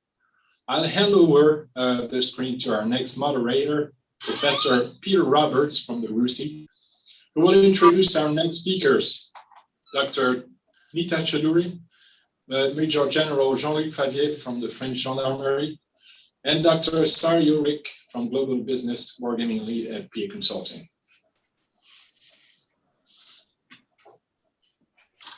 Thank you very much, and delighted to be here. I mean, it's going to be really hard for anyone to follow that great presentation from Olaf Corey, which I think for me has been one of the standouts that we've had so far in this event. But just going back, before we start with our speakers, to the points that Beatrice Heuser and Rob Johnson outlined at the start, this idea of decisiveness being rare, indeed, even if the military are decisive, the outcome doesn't necessarily result in a good or preferable long-term outcome. This is important. Even then, our mindset is about setting the conditions for peace, as if there is some kind of end, as if there is some definitive statement that we want to get there that will be stable and in which, like some great, beautiful novel, we can close the book and it's all tied up nicely. Yet reality just isn't like that. I mean, we all live in a dangerous, difficult, destructive environment where ends don't really come to a conclusion because life goes on. Things keep evolving. No one turns the page and it's blank and empty and we've come to a conclusion. We don't have an index that just sums up what we've been through. We continue to live, the world continues to evolve. And so if victory is unachievable, as Beatrice and Rob pointed out, then perhaps in many ways it's also undesirable. Either way, there's a requirement for us to live in an indecisive world, an era in which no one party has sole ownership of the end or indeed the journey there. Now, that's quite obviously the situation in which we live. You know, this idea of great power competition, as it's called in a sort of clumsy way to describe the international picture as we see it today. But those relationships between belligerents, they're adversarial, they're competitive, they're transactional, they're interactive and combative. So we will need to learn to live with indecisiveness. And military and politicians might find this difficult, but there is a precedence that we can use rather than just trumping back to the clumsy comparisons with the Cold War and rather transfer them in from elsewhere.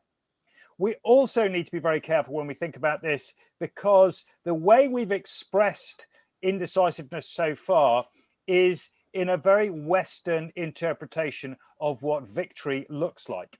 We need to contrast this with Mao's writings of the Long War, with Sun Tzu's writing, with the Persian ideas of military campaigns, with some interpretations of Mongol fighting doctrine or that of the Russian ideas of time, and that of a terrorist mindset, the philosophy of you've got the time, we've got the watch.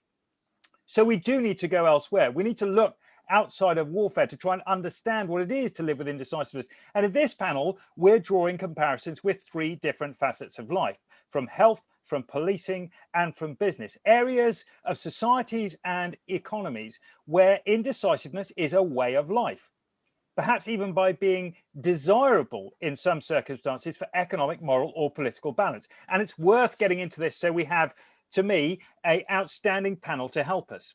First off, will be Nita Chaudhuri for the American University of Paris. In case you haven't got into her bio, Nita has a career in healthcare. Now, that is a broad title, but in this case, it's absolutely true and well deserved. She has worked in Canada, Senegal, Uzbekistan, Mexico, India, South Africa, Egypt, Bangladesh, and France for organizations from the WHO, UNESCO, UNICEF, and the IDRC. She's worked in government, academia, and fieldwork. She's covered a much broader array than most healthcare professionals or workers. There are a few better people to give us a perspective from healthcare, and she'll be off first. And we'll follow her with Jean-Luc, who is a gendarmerie officer at the operational level command. He's commanded at every level. He's deployed on operations, as you would expect. He's done the full experience of professional military education. He's written policy and advised on political decisions. His focus has been on constabulary work, including counterterrorism, and he is going to give us a perspective from the sort of philosophy of policing that never ends. There's always enduring levels of crime, and that will be something in terms of an idea of indecisiveness from which we can learn. And finally, we'll hear from Dr. Sarah Ulrich from PA Consulting, where she's head of war games in the global business. Now, a management consultant academic of 20 years standing, she comes from a background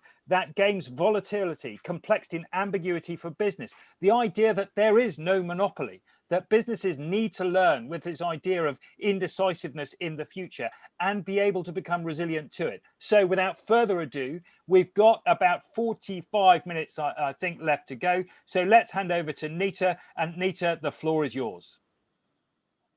Thank you. I'm going to just start my, does everyone see my PowerPoint?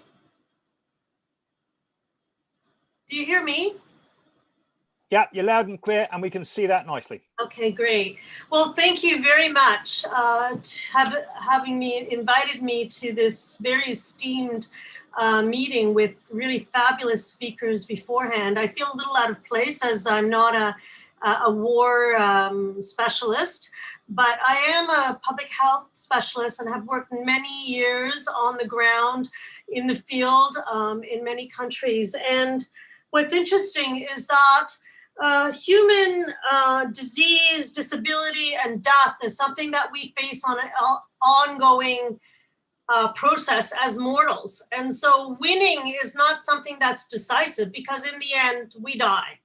And so it's always staving that death or disability that we're trying to accomplish well-being in living in our lives in society and in families. And so what's interesting is that the terms that are used in war, such as battling disease or our war with COVID, which Emmanuel Macron in his first discours mentioned about dealing with this pandemic that we have, that we were at war, was interesting, because we think of it as something that we can eradicate and get rid of. But what if, in fact, we have to live with disease and disability all our lives, and that in fact it's not a decisive victory all the time. In fact, the only infectious diseases that we have eradicated to date have been smallpox and rinderpest, which are viruses. All the other diseases have not been eradicated, and interestingly enough, we've been controlling and trying to eliminate them in specific geographic areas. Eradication is a big word and requires a lot of coordination. And interestingly enough, there are emerging diseases that will happen that we don't even know will happen, like the zoonotic diseases of COVID, the diseases that are coming and jumping out of the animal kingdom, and with regards to the relationship we have with nature and the encroaching on nature that creates more and more possibility for disease jumping into the human population. So we're always having emerging threats and emerging diseases coming and evolving. So how does public health deal with the ongoing battle of disease and disability? And I wanted to show you where the burden of disease is. This is an old map because we don't have COVID in here, and COVID is an emerging disease. But we can see that most of the burden of disease is in sub-Saharan Africa, where a number of conflicts are raging and are protracted, like Mali, and then in other places like Yemen, Niger, other places where there's greatest poverty and political instability, as well as where there's the greatest burden of disease. So it's an interesting parallel with where we're trying to deal with instability and where we're dealing with the greatest burden of disease. And interestingly enough, the burden of disease in the world in 2017, the greatest deaths were from cardiovascular diseases and things that were related to our modern lifestyle of sedentary, obesity, diabetes, and so on and so forth. And as you can see, malaria and neglected tropical diseases still remain among important diseases that are in the world, particularly in the tropical areas of the planet. So when I was asked to talk about how does public health and what can we learn from public health about coping with the indecisiveness, I asked our counterpoints at the War School, what were the key questions they had for me? And these are the questions that they came out with. And this is how I wanted to structure my talk. First of all, how do you envisage the planning process of tackling a public health issue? How do you manage between diverging priorities, the impact on health, society, economy, mental health? How do you organize various tools at your disposal, communication versus direct intervention? And when you can't win definitively, how do you define the threshold under which you can live with or despite the issue? So what I want to do was try and answer some of these questions, and in some ways it'll be quite pedantic, but I wanted to have some discussion on some of the tools we use in public health to try and understand problems and tackle issues. And so the first thing that is really important when we're planning in health project planning, and I'm sure when you're doing your strategic planning in military exercises, is to really diagnose the situation and have an analysis. And what we look at is really importantly the population and age and sex structure, so we understand the population we're dealing with, and look at the epidemiology, so the distribution of disease in the population, so morbidity, the disease, and the mortality, the deaths, and understand the geographical distribution of these diseases, so we know on a macro level what does our population look like. And then we try and understand what are the medical care facilities, what is the quality, what is the quantity, what is the reach, what is the access, what kind of human resources and technical manpower do we have to deal with the problem? What are the training facilities available? And what is really important, what are the attitudes and belief of the population towards diseases in cure and prevention? We need to understand the population. And this is extremely important in understanding the diagnosis of the situation. So when we look at public health, we also need to understand the social context. What is the economic context? What are the cultural behaviors and beliefs that influence health-seeking practices? What are some of the behavioral aspects that would either increase access to health facilities or perhaps dangerous practices that would have an impact on disease and disability? What is the political situation? Who are the key stakeholders? And this is extremely important. When beginning a health project or a public health intervention, key stakeholders must be engaged at the very beginning, and they must become partners of a process, because an intervention will fail if first the community is a key stakeholder and the other key stakeholders are not part of the intervention. And so when we talk about engaging with stakeholders, and I think this is extremely important when you're working in different communities and different countries, to identify very early the diverse number of stakeholders that are out there.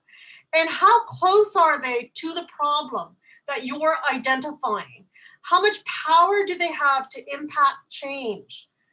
And then getting stakeholders to talking to one another about the problems and impacts are extremely important.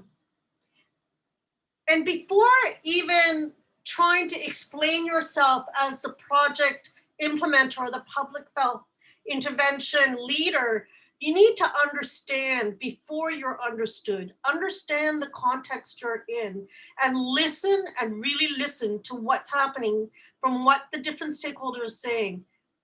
Lead with integrity and trust. Trust is primordial to have an intervention to be successful. Trust is number one. work with stakeholders to understand the roles and tasks in addressing the public issue. And this is a dialogue. This is something in which is negotiated, and that expectations of the stakeholders need to be developed. And communication is number one when engaging with stakeholders. I think this is important in any kind of intervention that you would undertake in the field. Number two, identifying and prioritizing and analyzing collective health problems are very important. So we talked about the epidemiological diagnosis where key data is important, but often missing in low income and resource settings. So imagine working in Mali or Niger or Yemen, or in these settings in which the actual quantifiable data of the population is very low. This kind of data-driven, we talk about big data, which is very important and is very accessible in high-income areas. It is somewhat more accessible with mobile phone applications. Some of this data is becoming more accessible in the field. But what's also important is the perception of the analysis of the key stakeholders and the community through interviews and observation. This information is often missing in official documents and can provide an understanding of the immediate needs. So there's a combination of getting the quantitative, observational, and the population-based disease data, but also the perception data. And the synthesis of both these diagnostic approaches allows you to understand what the collective health problem will be. So here's a problem tree of high child mortality in Côte d'Ivoire. And a problem tree is something that's often used in public health planning and community health program planning, because when the problem is dissected this way, we get an idea of where interventions can take place and how these interventions can dealing with the ultimate morbidity or mortality issue. Here you can see there's deaths from malaria related to, at the very bottom, unmanaged stagnant water sources, which is outside of the realm of health, but in the realm of environment, which has an impact on health. And then the lack of mosquito nets, where a lot of interventions look at distributing insecticide-treated mosquito nets to deal with prevention and dealing with high infection levels. Then we look at lack of investment in social sectors and how that has an impact on investment on infrastructure. We look at insufficient sanitation and how this links to impacts on contaminated water sources and ultimately diarrhea, ultimately having an impact on childhood mortality. In all of these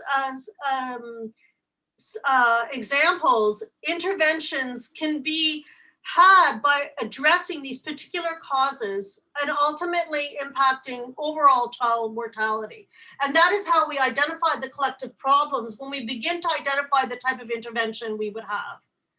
So this is a model, and I'm not going to go through the whole planning process, but the diagnosis and identification of problems and then the interventions from the causes of these problems allows you to define the objectives, and the general overall objective and specific objectives are extremely important when you talk about strategically intervening. And identifying these objectives and specific objectives must be done with the key stakeholders, including your internal team and the external stakeholders that are very much part of the process, and the community in which who are being targeted are extremely important stakeholders in this process.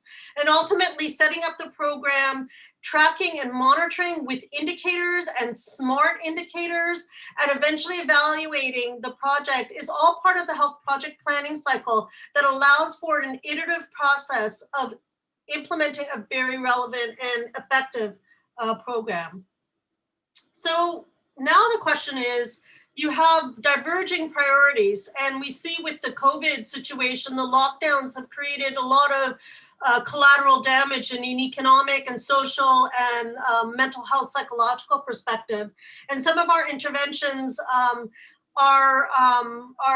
we need to take into consideration these collateral impacts. But what you need to understand in public health is that we look at health from an overall perspective.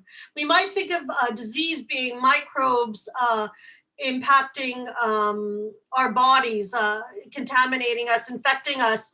But in fact, health is determined by many factors and many determinants. First of all, the age and sex and the constitutional or genetic factors that we have, but there's individual lifestyle factors, there's social and community networks, and then there's education, the work environment, water and sanitation, healthcare services, housing. All of these have an impact on health as well as the general socioeconomic environment. So when we are conceiving of a public health intervention, we're taking into consideration the determinants of health and how these determinants actually interact with one another to have an overall impact on morbidity and mortality and disability in a population. So how do you manage that? Well, political debate. We talked about that, and others have talked about that, I think, in the first introduction, about where can we, in a political debate, argue for allocation of resources towards different interventions, and where does education of the ones in the debate play a role in understanding the different collateral impacts. And the multi-stakeholder involvement and negotiation is extremely important in that.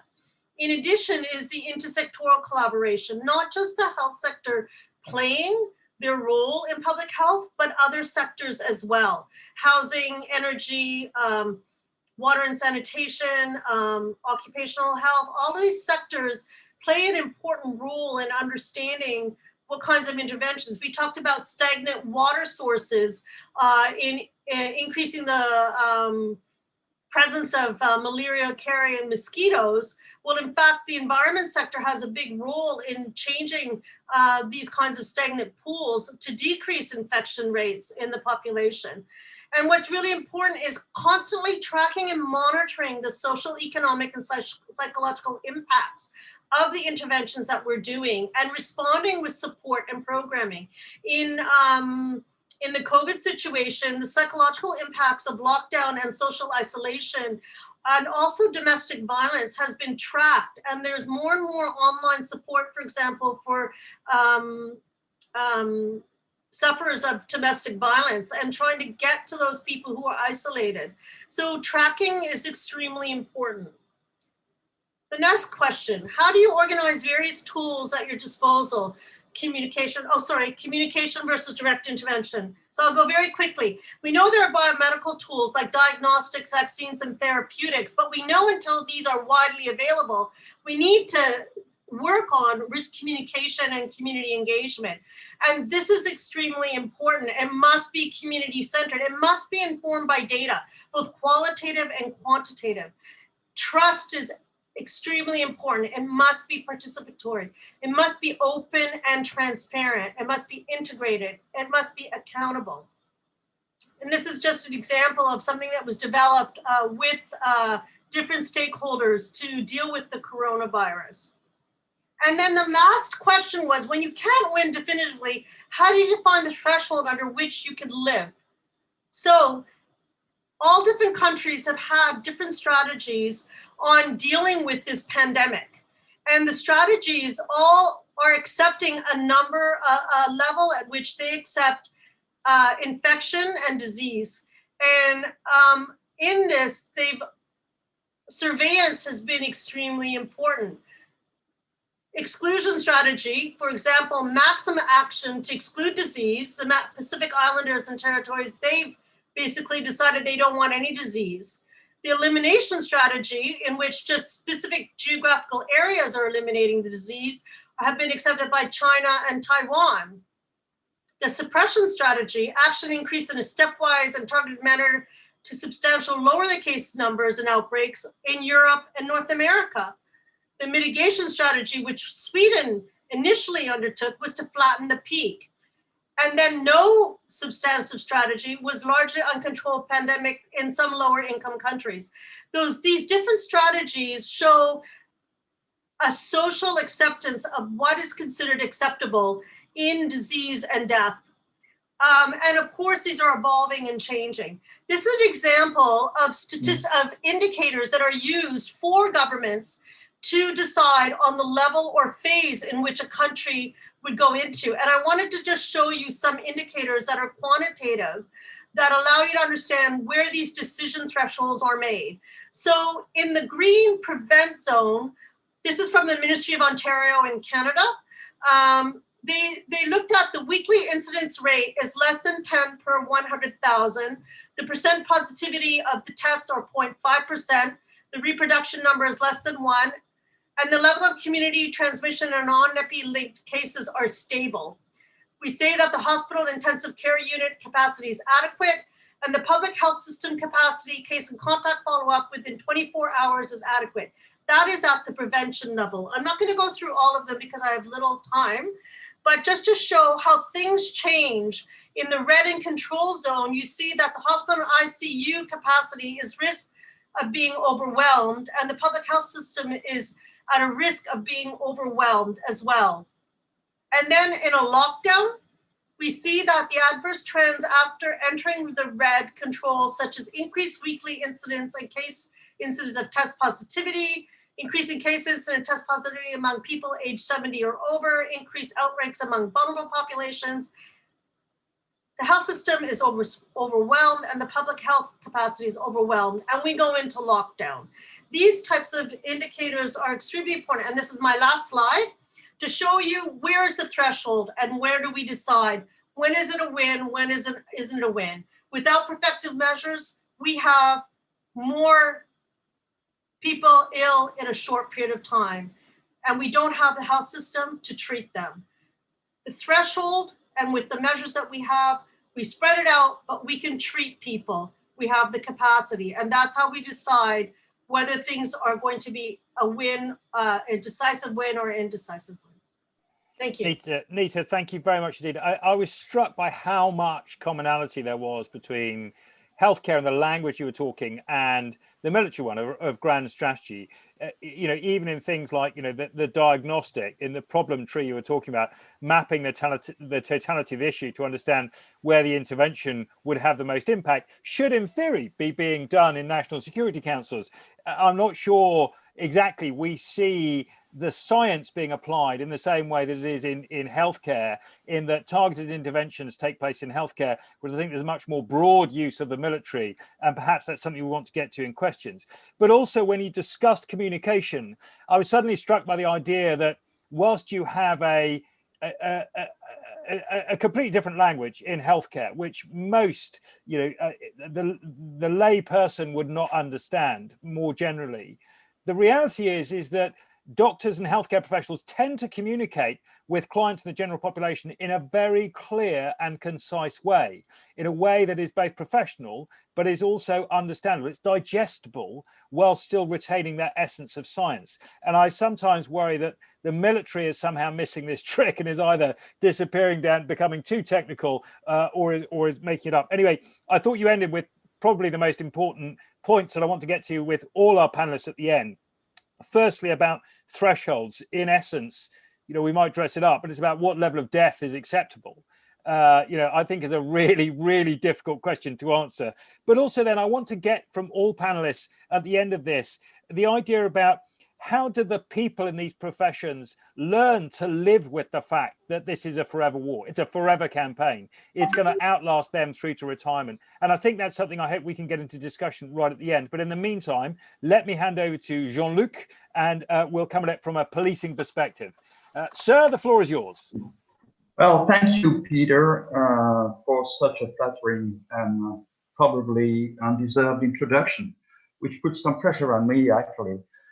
But anyway, well, first of all, let me thank you for giving me this opportunity to address such a brilliant audience. Let me also thank you for this opportunity to greet General Vigilant, whom I first met when I was the commanding officer of the Gendarmerie Forces in Burgundy, while he was a Dijon Air Force Base Commander. I am Major General retired Padier, and it's my pleasure, to share my experience with you. Before I start speaking about the topic of the day, I would like to warn you, however, about the fact that my wars may sound less thrilling than fighting against ISIS terrorists, but these were my wars, and this is what I'm going to share with you. Winning without victory. Well, the question may sound odd, but I think it is on purpose, of course, and it leads us to this double question. What does winning mean? What about victory? However, That question summarizes pretty well what I'm sure about that all of you have already experienced, wherever you may come from. To begin with, you have to keep in mind that dealing with homeland security issues, you have to cope with a kind of holistic adversity, either consisting in organized criminals or terrorists, or in very ordinary events, which surprisingly and unpredictably may become extraordinary.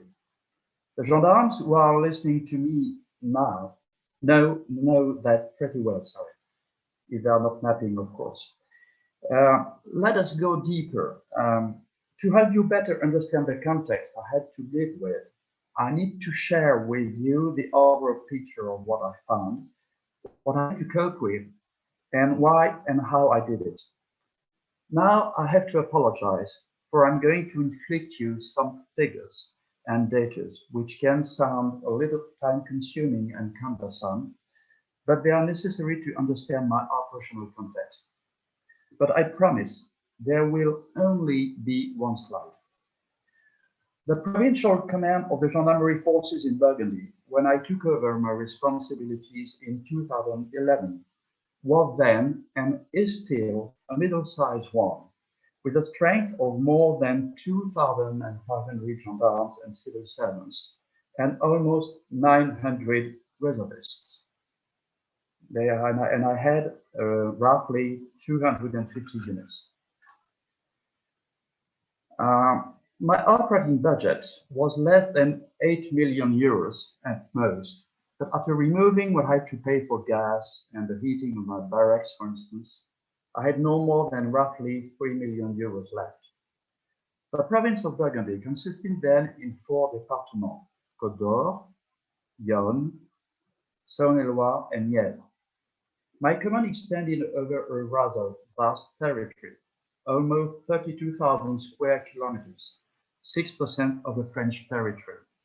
And I was in charge of supervising security missions carried out for more than 2/3 of the population of the province, almost 1.2 million inhabitants, out of a total of 1.6.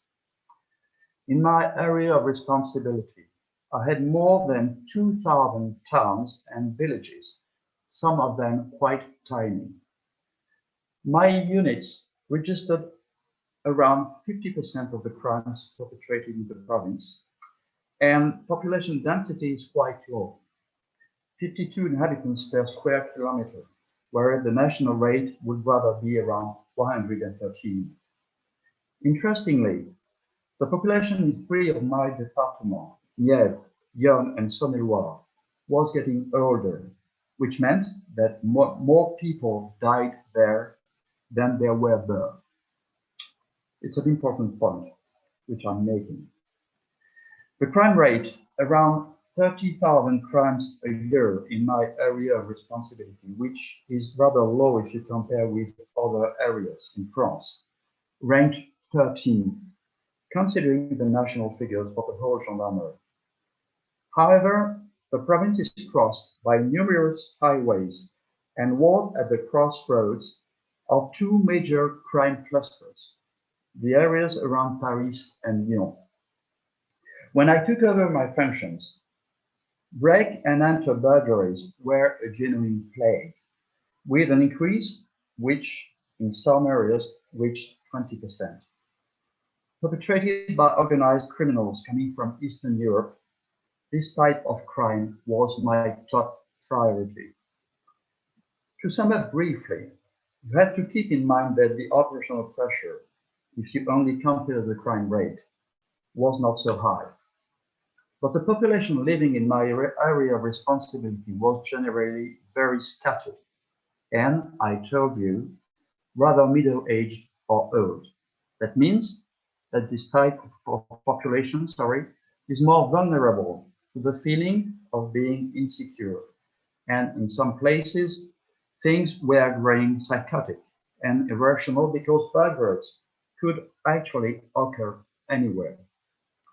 Honestly, I must confess that in theory, my human resources were sufficient, globally speaking, but I was pretty much unsatisfied with the way they were distributed. Moreover, due to the overall review of public policies, my budget was only sufficient to operate on a routine basis. I remember that one month we almost ran short out of gas. Before my arrival, and again for budget reasons, dealt with on a nationwide scale, my command lost almost 140 gendarmes, the equivalent of one of my big divisional companies, or in other words, more than 5% of my total strength. But like all my comrades, I had to do with that. So at this stage, keep in mind that what I've just told you, a middle-sized regional command, in many cases a scattered, rather old and low-class population, often living with the feeling that the government is deserting them. In addition, a wave of break and enter-type crimes, strengthening that negative feeling, which had to be tackled with a scattered territorial distribution of my units, some of them very small, by the way. And I'm trying to share something. Okay, I hope you see it. Can you see it? Okay, just to show you an example, it's the territorial distribution of my units in one of my departments, Saône-et-Loire. Okay. So, having said that, let us get back to today's topic. Is it possible to win without victory? Well, I would say that considering that unless you live in North Korea, the zero crime rate is impossible to achieve. You just have to adapt to the situation, and consequently, you have no other choice but to maneuver so as to keep threats under the threshold, and I would add, to be more accurate, an acceptable threshold. The Gendarmerie General Directorate urged the provincial commanders to foster the creation of small and non-permanent investigating units to deal with our East European criminals. But this meant a function of manpower on my basic territorial small units, which was not a very popular idea among my troops, but we had no other option.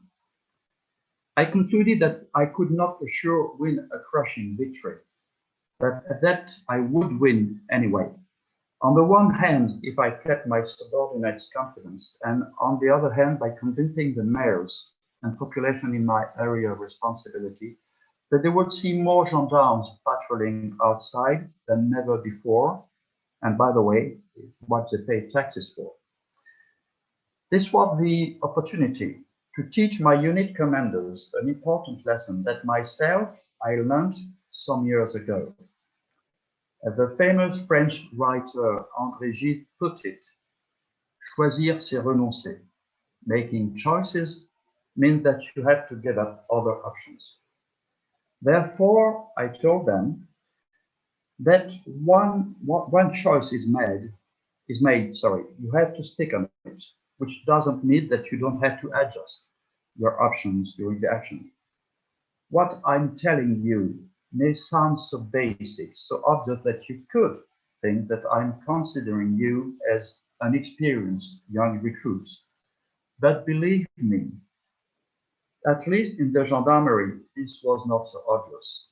I remember old NCOs really frustrated and quite uncomfortable about the fact that there were things and tasks that had to be dropped or at least postponed. And let us admit that we in the military are not used to that. I told you that I had no choice but to implement what my General Directorate ordered me to do as far as our break and enter crimes problem was concerned. But it was my choice to focus and make focus on a small number of priorities. Then I remembered some lectures which I attended at the War College: concentration of effort, freedom of action, and economy of means. Well, I already had the third item, the economy of means. I achieved the first one, and I just told you. As for the second one, I decided to adapt the territorial distribution of my units in order to give them a larger capacity to maneuver and cover their territory.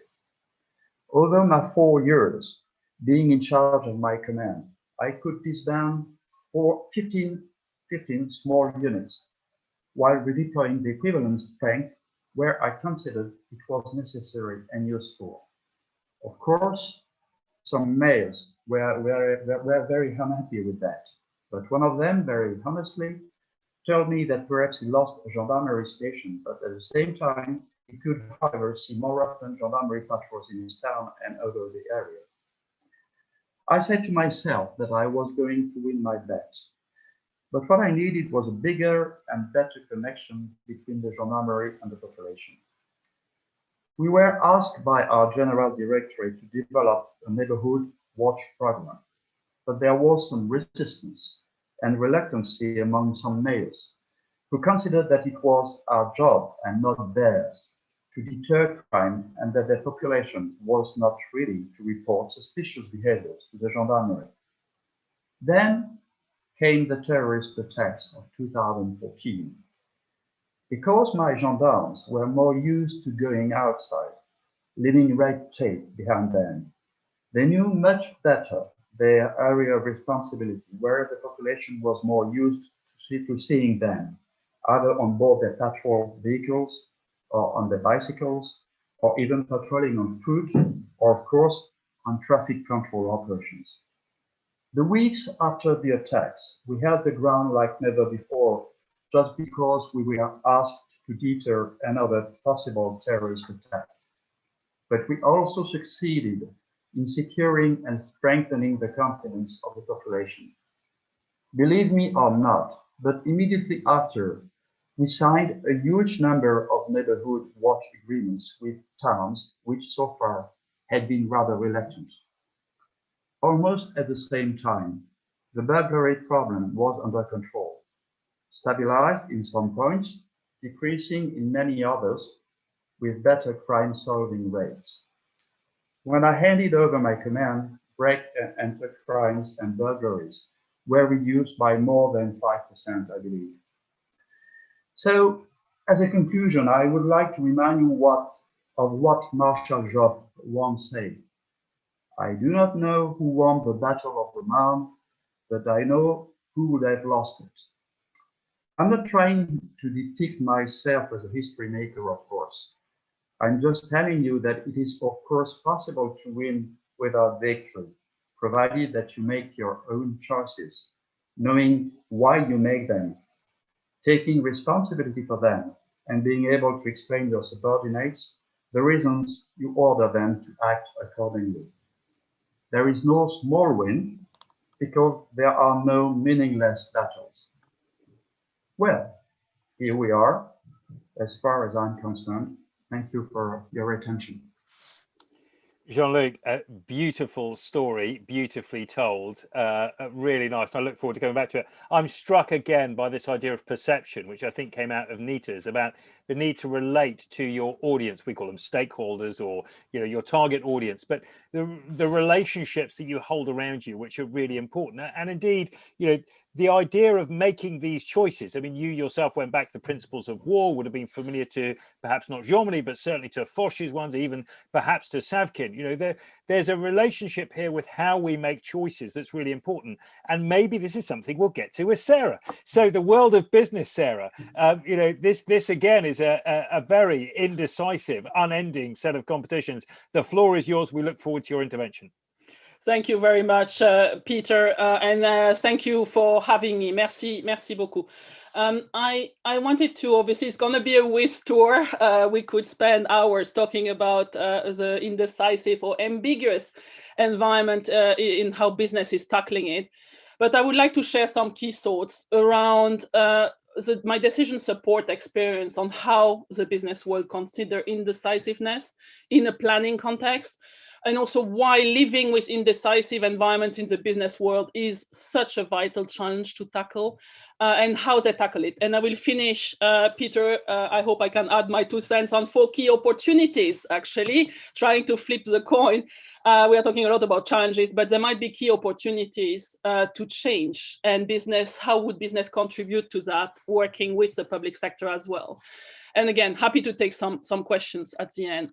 But before I start, there is a key observation on how the business world considers the word indecisiveness or indecisive environments in a planning context. Obviously, from a military standpoint, it's quite clear, and everybody has talked about it.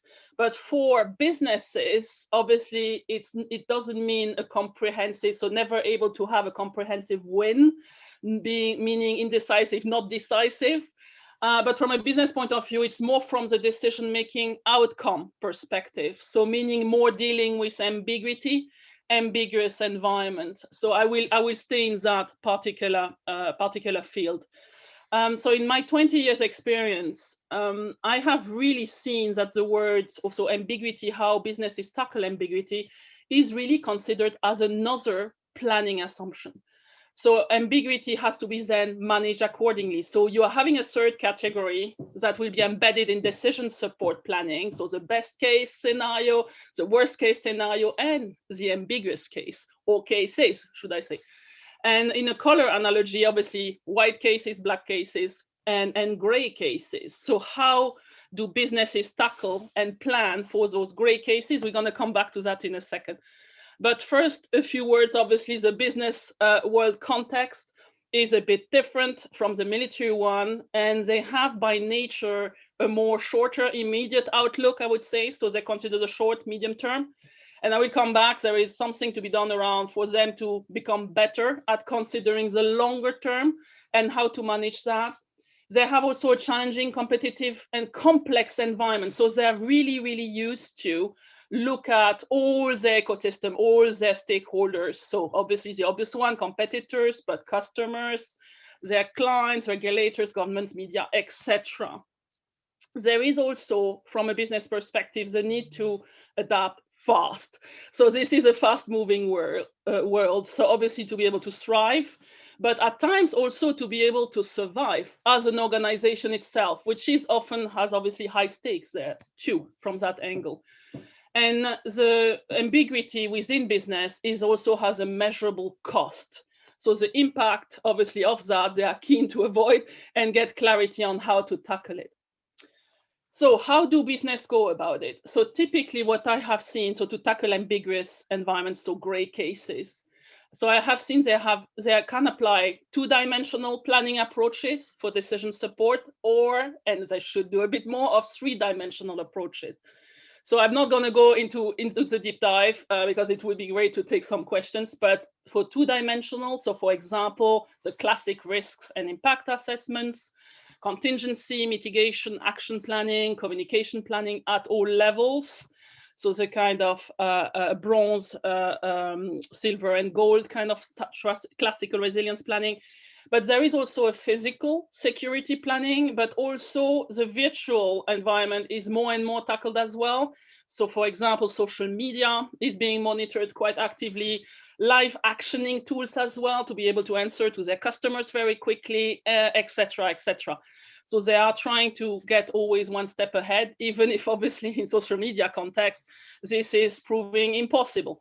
But there is also the classic, and we have talked about it, scenario planning, foresight tools that are absolutely fantastic to understand especially the longer term impacts.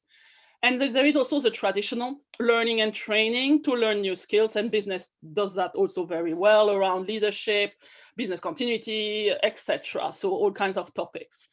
But I have seen more and more, especially for gray cases, those 2-dimensional planning approaches in business tend not to work as well, because obviously the environment is quite fluid. So you need to have a multiple scenario approach. And how do you go about that? How do you understand the impacts of your decisions or your actions on the wider ecosystem? So there is a strong need here to, one, look at it more holistically and apply a real system thinking approach here. What I mean by that is you can see, you are able to zoom in into trees, but you can also see the forest. So you are able to see the detail for a business, for example, around what are the impacts for me or from a market share perspective, how would competitors, react to this particular drug launch, etc. But you are also able to zoom out and really see holistically what are those interdependencies between the different actors and stakeholders. What does that mean? Does actually my planning work in that case? And if so, what do I need to do differently?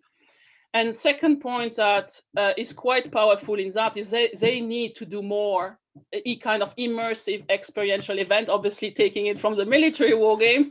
So around business wargaming has been seen as quite a useful tool to understand the tree or the trees, but also to understand the forest and the wider ecosystem. Because it is, again, a safe environment to try and fail. And that the consequences of trying, like in the military, and there is strong links here, is really having that safe environment to be able to see what are the consequences of your decisions. How do everybody react? What are the red teams, the competitors, the regulator, what do they do? What does it mean for us? So you can try different things. And for gray cases, it's particularly relevant because you don't have just one gray case, you have a multiple of them. And having that embedded in your kind of planning resilience muscle memory is something that businesses are starting to, but not doing enough, like they often do in the public sector, or are more used to for obvious reasons. And the third point I would make here also is really around how to apply more the perfect storm scenario. And also what we have mentioned, the gray rhinos earlier by Peter, but there is also this all kinds of black. So black swans, black elephants, and I heard recently black jellyfish for COVID. So it's really around all those black and gray scenarios. How do you plan for it? How do you actually spot those blind spots and really have this kind of longer term view and practice when they potentially also all come together at the same time? So the perfect storm scenario. One example, obviously, and I won't bash the UK being half French, half German, but there is, and I deal with it a lot currently, is around what about the consequences of Brexit with COVID and where we are at currently, and maybe additionally for a business, an internal transformation of some sort. What if all those things together, can create quite havoc in the business world? But Peter, conscious of time as well, 4 final points for me, and also 4 key opportunities, I think, on how to better tackle ambiguous environment and contribute to change.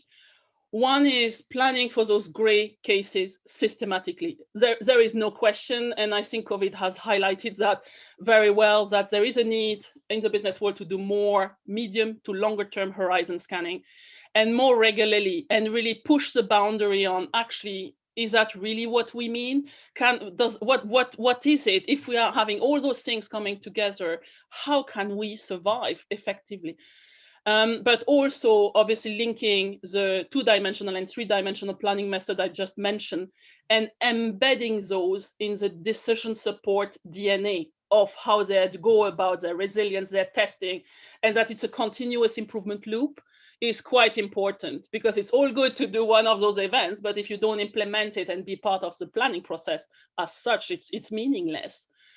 And also another point here around the gray cases is around looking at external challenges. Yes, they are looking at it constantly and they are very well versed with it.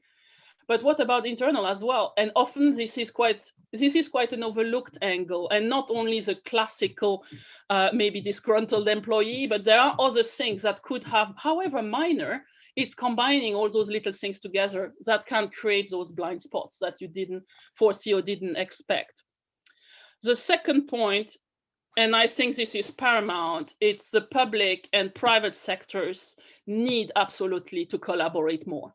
There is, and I think COVID has been at times a fantastic example of what worked well on certain things, but it needs to become part and be a regular thing where they need to understand each other much more and exchange best practices, because actually we are all in it together.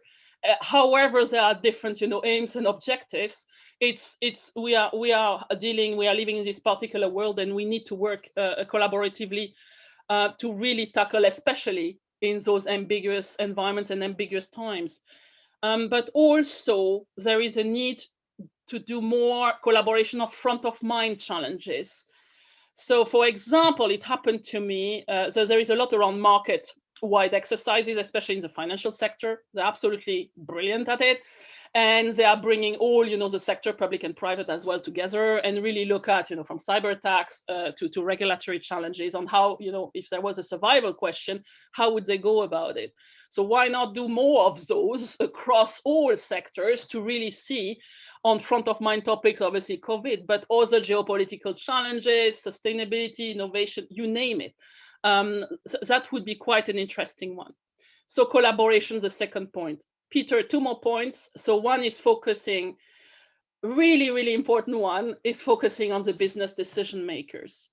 Because obviously, compared to the army, the military, there is a classic way of you are trained to be a leader and you are trained to take decisions. In business, it's completely different.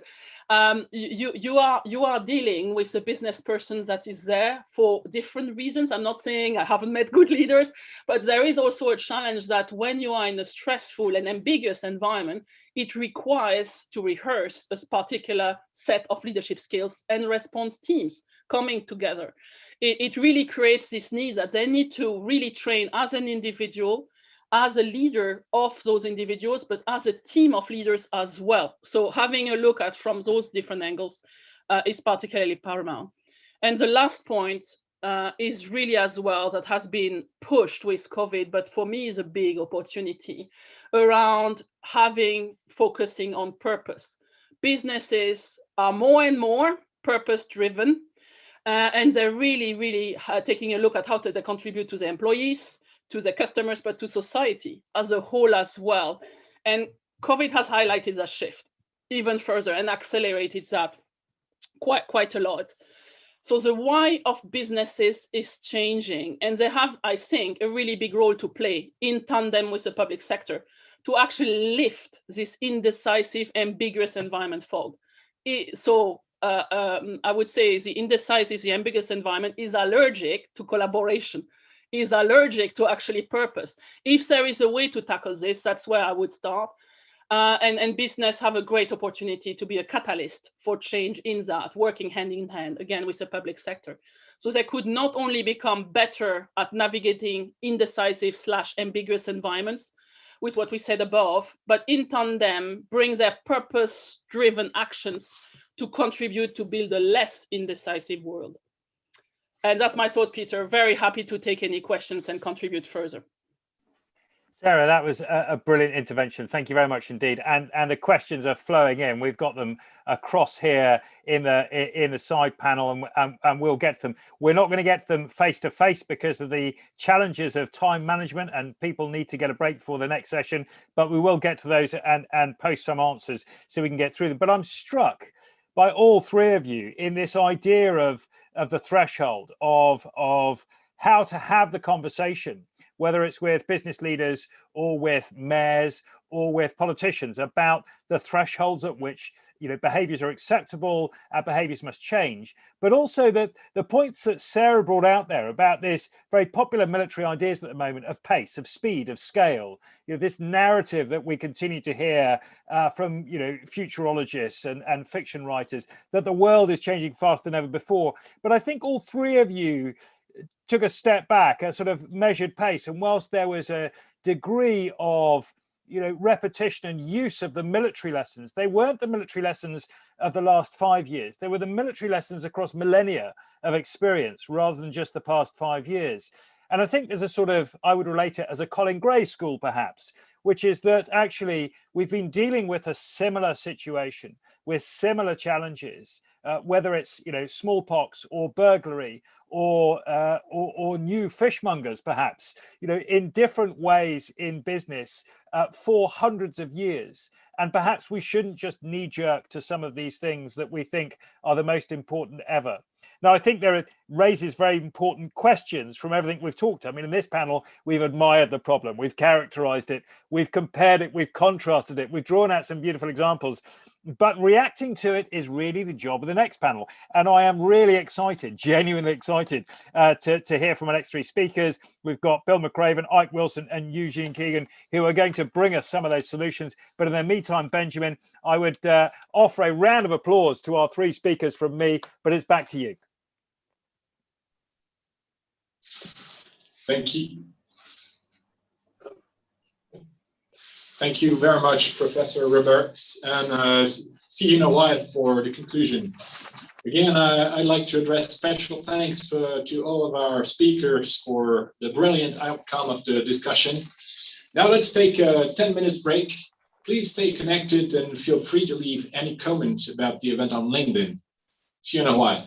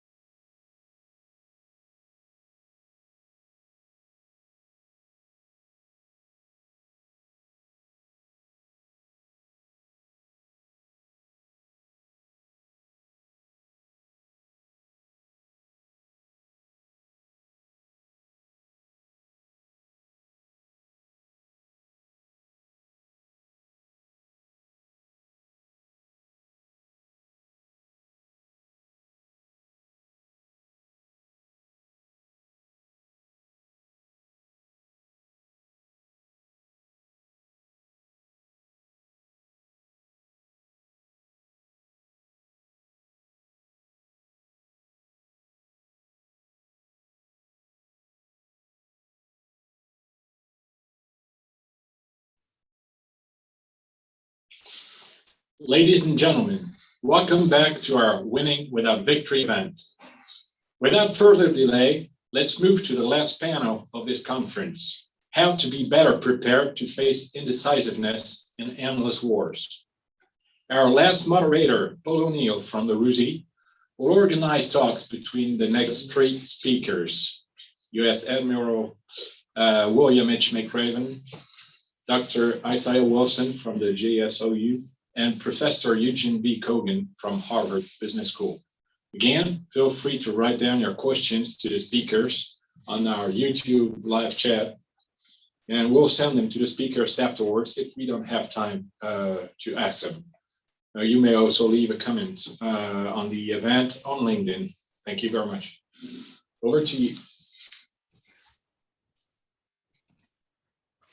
Thank you very much, Major, and good afternoon, everybody. It's a great pleasure to be here with you today, and I'd like to start by thanking the organisers for such a topical and interesting conference. It's a great pleasure to be part of it. And to all of you, welcome to the final panel of the day, how to be better prepared to face indecisive or endless wars. So the central thesis of today is about winning without victory, and that implies endurance. So I think what that requires us to do is think about the Clausewitzian secondary trinity of governmental leadership, society, and the armed forces. Our speakers today will each take one of the points of the triangle, but importantly, we'll also touch on the relationships between the points, because as in any complex system, the relationships are as important as the nodes themselves. We have, to end this conference, three fantastic speakers. Firstly, Admiral William McRaven. Secondly, Dr. Eugene Kogan. And thirdly, Dr. Isaiah or Ike Wilson III. Each will speak for approximately 7 to 10 minutes, after which we'll open the floor for questions of about 25 minutes, I think. So please, as has been said, fire your questions through in the chat.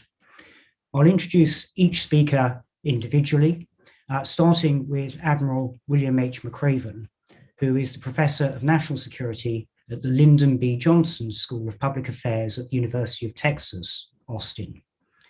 He's a retired four-star admiral in the US Navy, where he commanded Special Operations Forces at every level and was in charge of US Special Operations Command. He has an extensive combat background, as you would expect, including Desert Storm and the wars in Afghanistan and Iraq.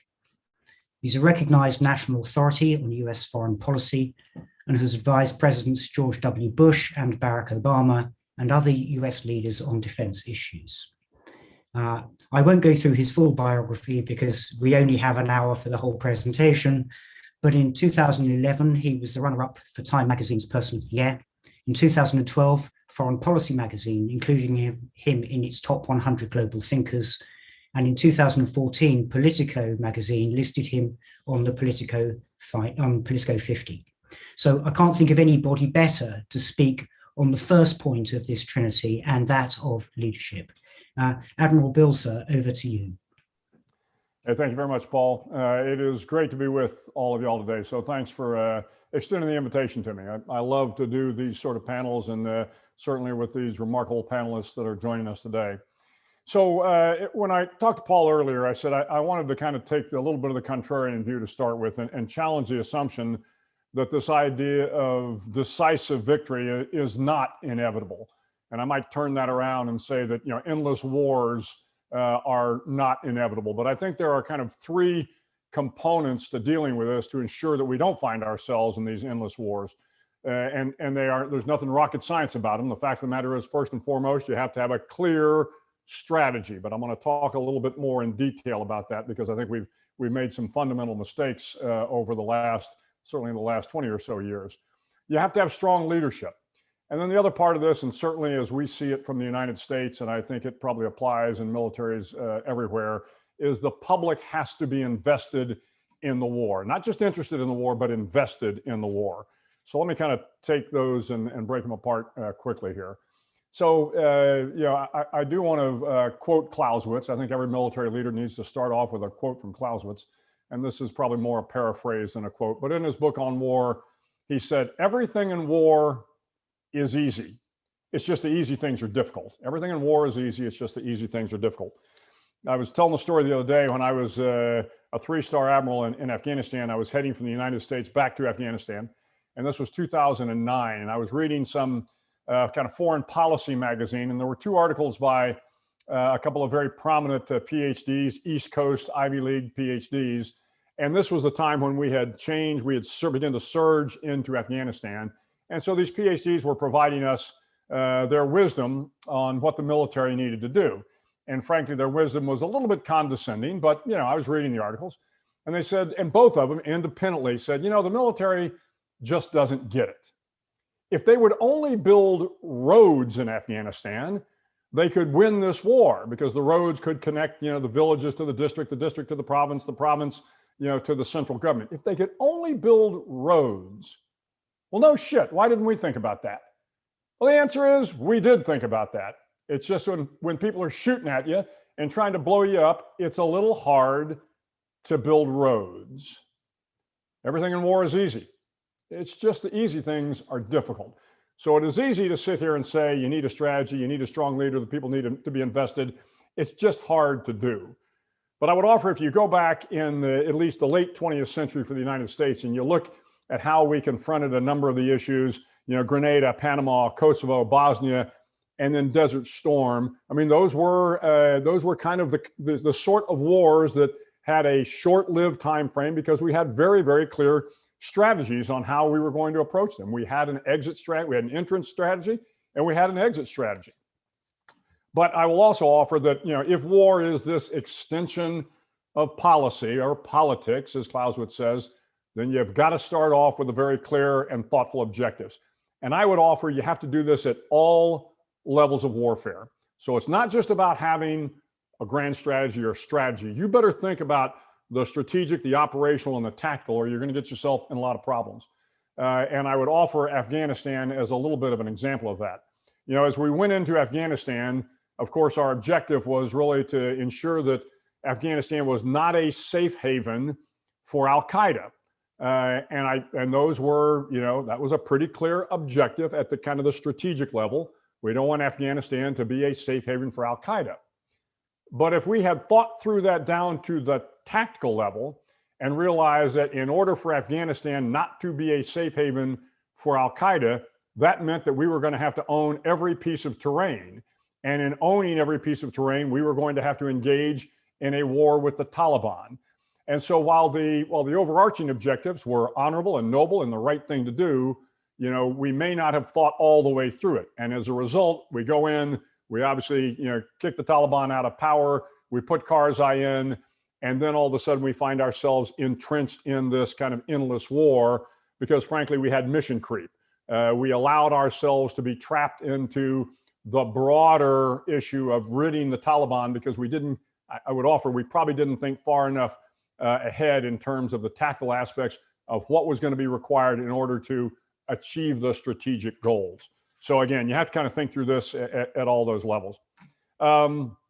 Next, you have to have strong leadership. And that sounds intuitive. Of course, you want strong leadership.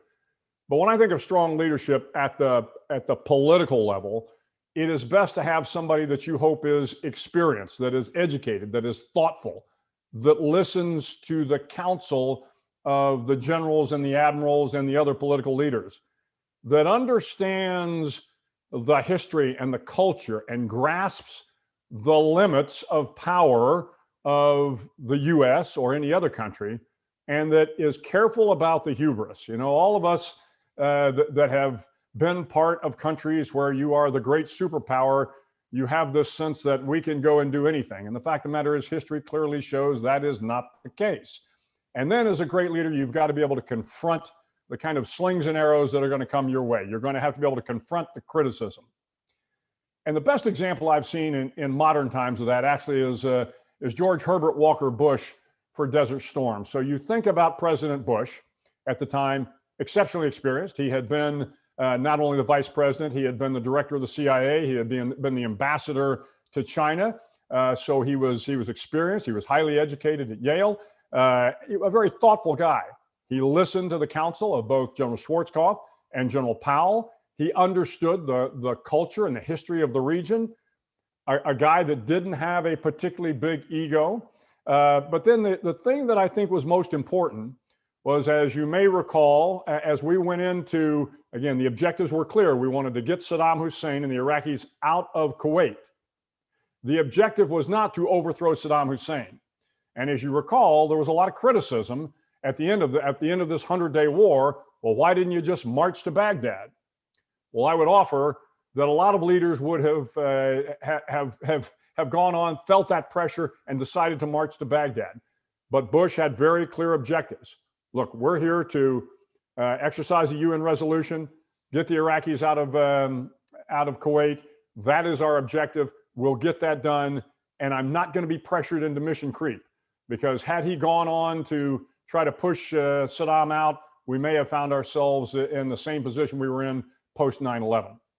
So strong leadership is important. And then finally, this idea that the public has to be invested. We in the United States, of course, have not had a draft since the mid 70s. And as a result, what you find is, less than 1% of the American population is in the military. And while the American people in particular have been very, very supportive of the military, and certainly after 9/11, the American public just embraced the military in a way that I hadn't seen in all the years I served in uniform. But for most of the Americans, they didn't have somebody that was invested in the war. The elite of America, most of their children didn't go fight in Iraq and Afghanistan.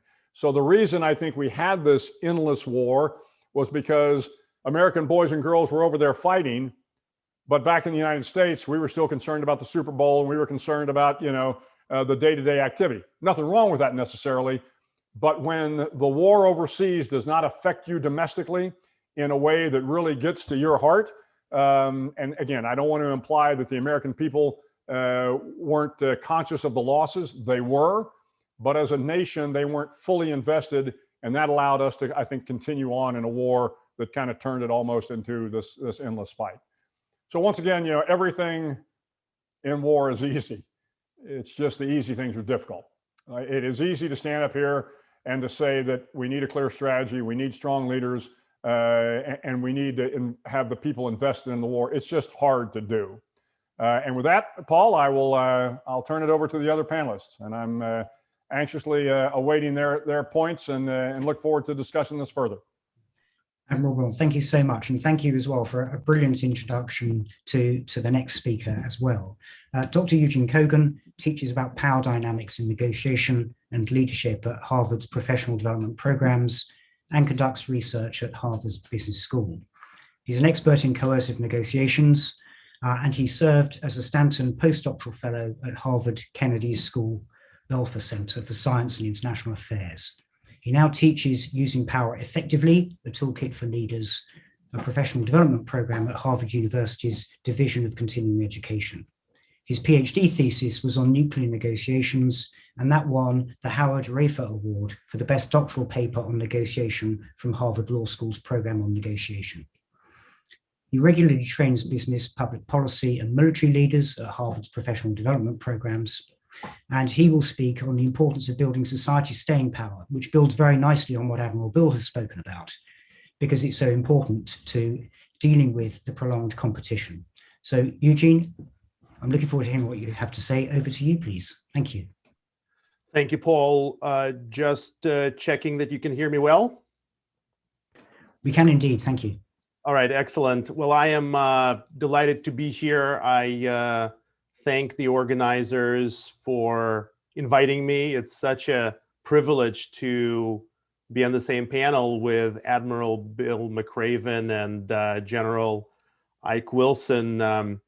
I appreciate, Paul, your generous introduction. Since Admiral McRaven teaches at the LBJ School, I can't help but mention the reaction that LBJ once had, Lyndon Baines Johnson once had to a very nice introduction that he received. He said, and this is the same reaction I'm having to your generous introduction, LBJ said, I wish my parents were here to hear this. My father would believe it. My father would love it. My mother would believe it, right? So I feel the same way about your kind words.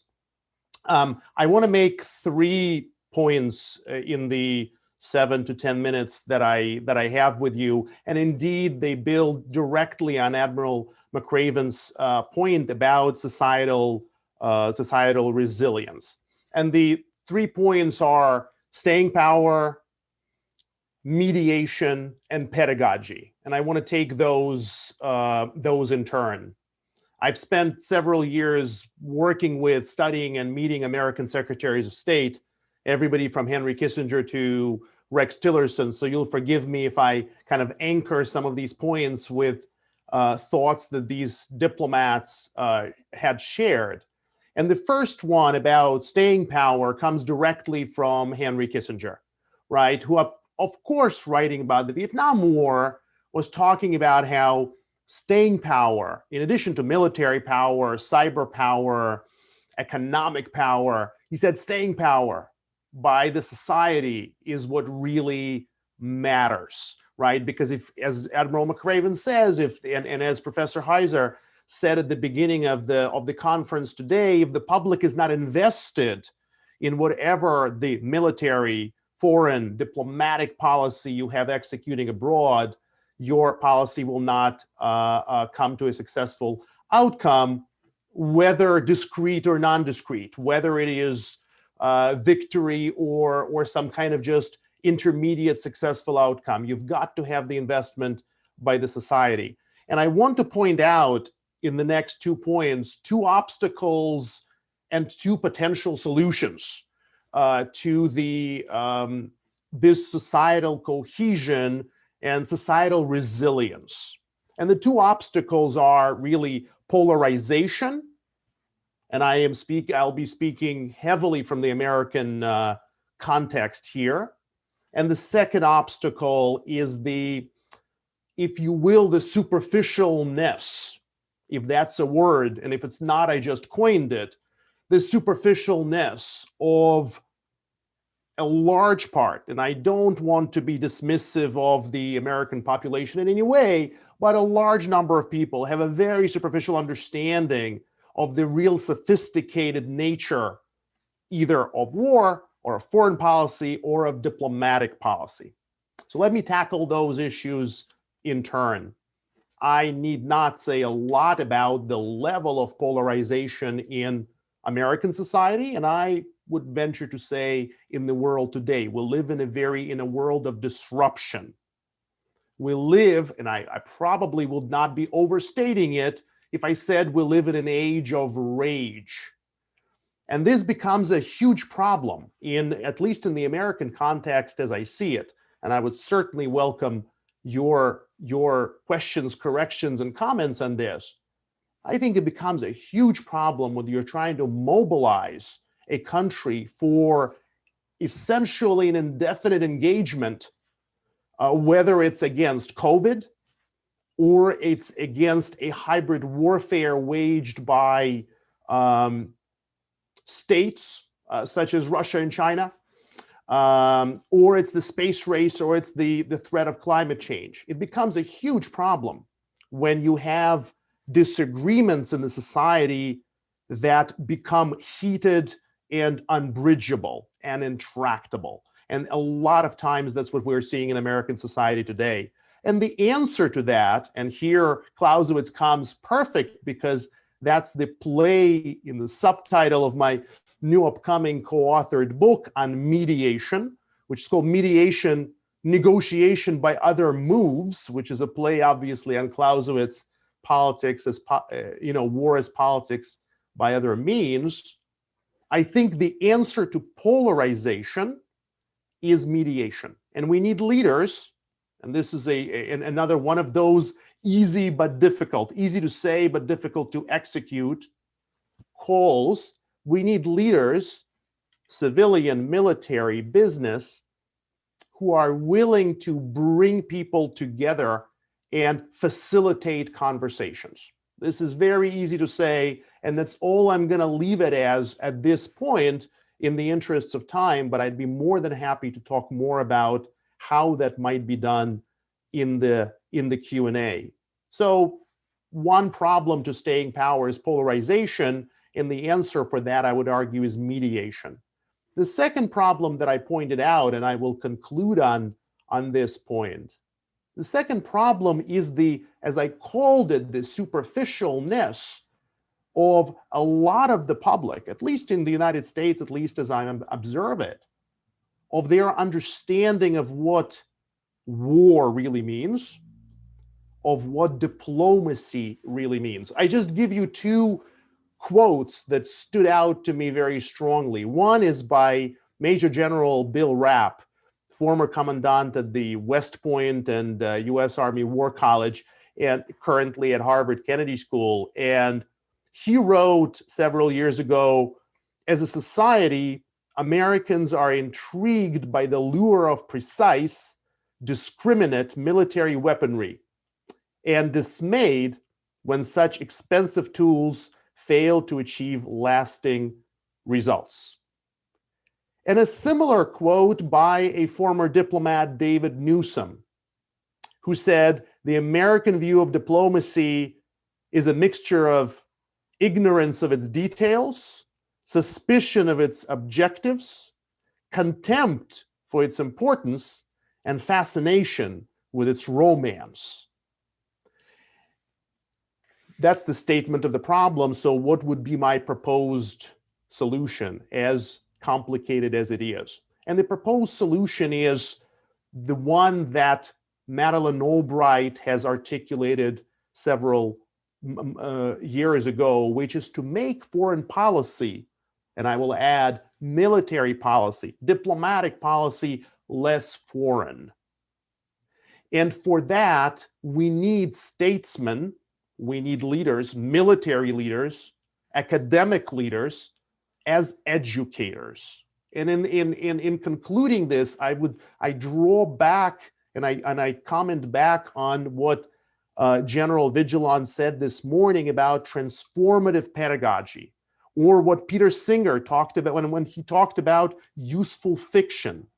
I think we need to rethink how we talk to the public, we all of us, academic leaders, military leaders included, how we talk to the public. And maybe, and though this is highly provocative thought, I am sure, maybe Twitter is not the most effective way to communicate the nuanced complexity of war, whether it's, again, with discrete outcome or not. So those are some thoughts on the challenge of achieving staying power and tackling polarization with mediation and tackling the superficial understanding of war with statesmen and leaders being educators. I'd welcome your comments, and thank you so much for having me here today again. Thank you very much, Eugene, for a fascinating presentation, and again, a great link into to Ike Wilson when you talk about the role of the military and their responsibilities in responding to leaders and to societies. So Dr. Ike Wilson III deserves his reputation as a versatile and innovative soldier scholar. He's a decorated combat veteran with multiple combat tours in Iraq and Afghanistan and extensive experience across the greater Middle East. He's nationally and internationally recognized as an advocate for change in how America understands and deals with matters of security affairs and the use of force, both in times of peace and war. He also, which is very dear to my heart, talks a lot about disruptive change and how that continues to outpace organizational leadership and the ability to think and act quickly and effectively, which is so important to what we're talking about today. Before arriving at the Joint Special Operations University and US Special Operations Command, he served as director of the US Army's Strategic Studies Institute and US Army War College Press, as well as being a senior lecturer with the Yale-Jackson Institute of Global Affairs at Yale University. For me, he epitomizes the ideal of the modern soldier and will speak on that topic. So Ike, over to you, please. Thank you. Paul, thank you so much. And let me just thank École de Guerre and the organizers and hosts who have been incredibly gracious by even allowing me to join this august group of thinking doers. I owe my colleague, Dr. Kogan, Eugene, a great special thanks because you did for me what 30 plus years in the military was not able to do to me. You promoted me to general today, so I'll try to live up to it. And it's, again, I just want to say, at the risk of embarrassment, I just want to say how great it is to virtually sit next to Admiral retired Bill McRaven. Sir, always great to see you. And I hope I don't let you down with my playing the role of a futurist today. Last panelist speaking at the last panel of a conference. That's pretty daunting. And again, anyone who knows me, I am cursed with the gift of gab, or mouthiness, itis. So I'm going to try to go to a bit of a script. I'll apologize. I'm going to bring up a couple of pictures also to kind of squeeze an extra 1,000 or 10,000 words into a few moments. But what I mainly want to do today is I want to take on the mission I've been given to play the futurist. Peter Singer is a real futurist. Peter, my apologies, I'm going to try to play one. You give me a grade at the end of the day. But I want to paint a picture. And I think it's important to paint a landscape. And I think our panelists throughout the day have done a beautiful job. In some literal sense, our first panelist starting out with art as imitation of life, or vice versa, life as an imitation of art. And I want to paint a picture forward of at least the broadest strokes, because we don't have a whole lot of time, but at least to provoke some ideas of the landscape and bring us back to what we in the special operations community call soft truth number one, right? The human comes first, human over hardware, not magically and massively divorced from hardware, but human first in those human technological relationships. I'll come back to that in the end, but I want to paint a picture. I'm going to also, like Eugene has done in Admiral McRaven, put 3 insights on the table. And since I'm going to play the futurist today, we'll call those insights foresights, and you be the judge. Couple more things on preamble, and I'll get right into insight 1, and I'll pull up a couple of pictures just to paint it forward a bit.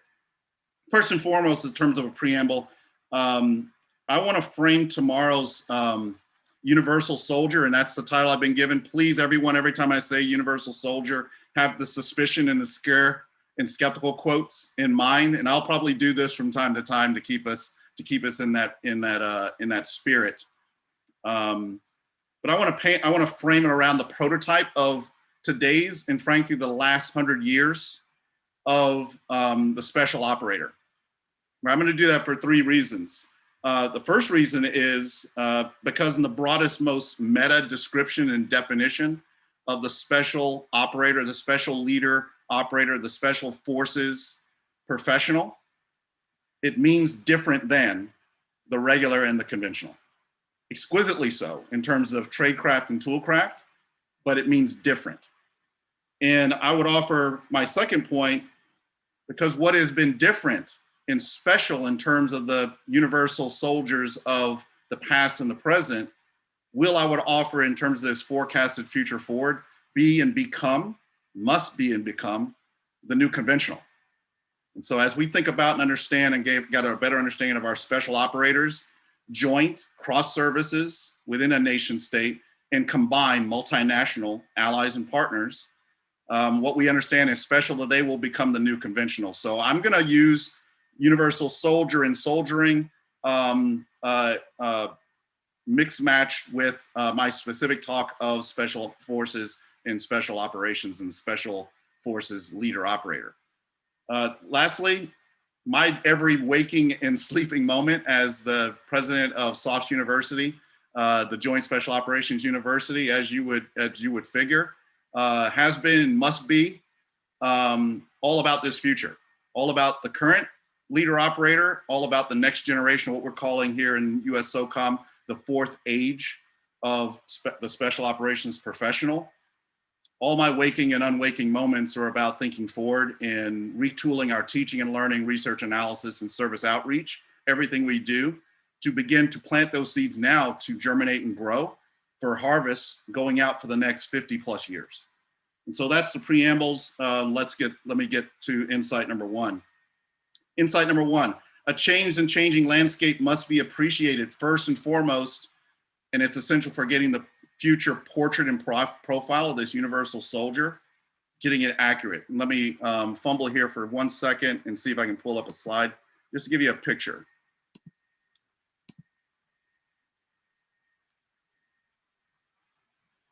Okay.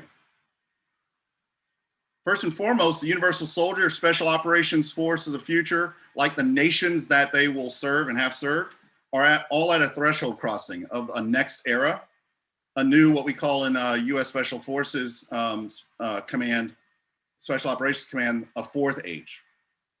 In fact, we may have been through and well beyond this crossing for many years now, frankly. This new fourth age or next generation is one of compound security threats. You've heard many of those put forward today. A polycentristic reality of security and defense that transcends the traditional understandings of what constitutes the jurisdictional boundaries of security and defense, military, non-military, et cetera, et cetera. The future soldier, the universal soldier of the future will not necessarily be a universal warrior diplomat, a warrior developer, and a warrior defender and guardian when we bring in the space realm. Able to be and do polycentric things, right? To deal in a polycentric world. This new fourth age is one of compound security threats and a character of global geopolitical competition that is governed by a new and transformative compound security dilemma. I don't have a whole lot of time to go into that in the deep description, but if you go to the JSOW YouTube program, we have a theory of next. Frankly, I've been working on it. It's been body of my research for about 30 years now, brought it into Special Operations Command, intentionally so because Special Operations, vanguard to the vanguard force for the United States in the coalitions in the Western liberal world order that at times chooses to follow our lead. So being able to bring a theory of next like this to the table will give us the platform for understanding and appreciating, anticipating that landscape as it is changing and how it's changing. Multiplicative, it's not A plus B equals C, it's A times B times C equals something to the exponent. That's what our future leaders are gonna have to understand and embrace and become polycentric in all that they do. But those, there are two videos there. They're very short on the YouTube channel. It gives everyone easy to access and gives you some nice B-roll that kind of describes that for you. I'll encourage you to look at it. And I've sent the organizers of the conference links to those as well. Please share those freely and broadly. Now, this compound security character of the global security environment is such that it demands a utility of a future utility of that universal soldier, that SOF, that special operator that is equally compounded. That is to say, a comprehensive combination of all the skills, techniques, and operational methods of all three preceding ages, if you will, amplified by 21st century technological advancements. Nothing less than this comprehensive joint combined utility of universal soldiering from philosophy of culture, identity, and approach is required for overmatching power in and under these fourth age conditions. Nothing less than a trans-everything view of an approach to universal soldiering. Now, growing, fostering, preserving, and sharpening the edge of the fourth age soft universal soldier for all of our nations, not themselves. Again, quiet professionalism, humility to the purpose, not the military instrument of the thing. And never, I'll quote Clausewitz, I have to, everyone has done so far, that supreme judgment, never breaking the supreme judgment that Clausewitz gives us of divorcing the political object from the military object or any object of instrumentation. For when you do so, you create something pointless and devoid of all sense. If only Clausewitz were completely right in that regard, pointlessness and divorce of all sense would leave us standing pat, even Stephen. Unfortunately, oftentimes it creates something that's much more of a deleterious, grotesque outcome in terms of achievement of a relative peace as we can come to know it. There are 6 core principles of leader development that we are planting the seeds on now that will manifest in the next 2 to 3 generations that will develop that universal soldier that we're talking about. Let me just script through them really quick. First, future universal soldiers, those future special operators, leader operators, will have to understand the security environment in the contributions of all instruments of power. Secondly, they'll have to anticipate and respond to surprise and uncertainty. Thirdly, they'll have to anticipate, recognize change, and lead those changes through transitions. Fourth, they must be able to operate on intent through trust. empowerment, and understanding. Fifthly, they have to be able to make and act on ethical decisions based on shared values of the professions, not just of arms, but of all instruments of power. And sixthly, they must be able to think creatively, critically, and strategically in applying Joint Special Operations Forces warfighting principles, those universal warrior, diplomat, development, and defender and guardian principles and concepts in the whole of government, whole of nations, GMC, joint interagency, intergovernmental, multinational. All those buzzwords must become real and embedded in the DNA of the future universal soldier.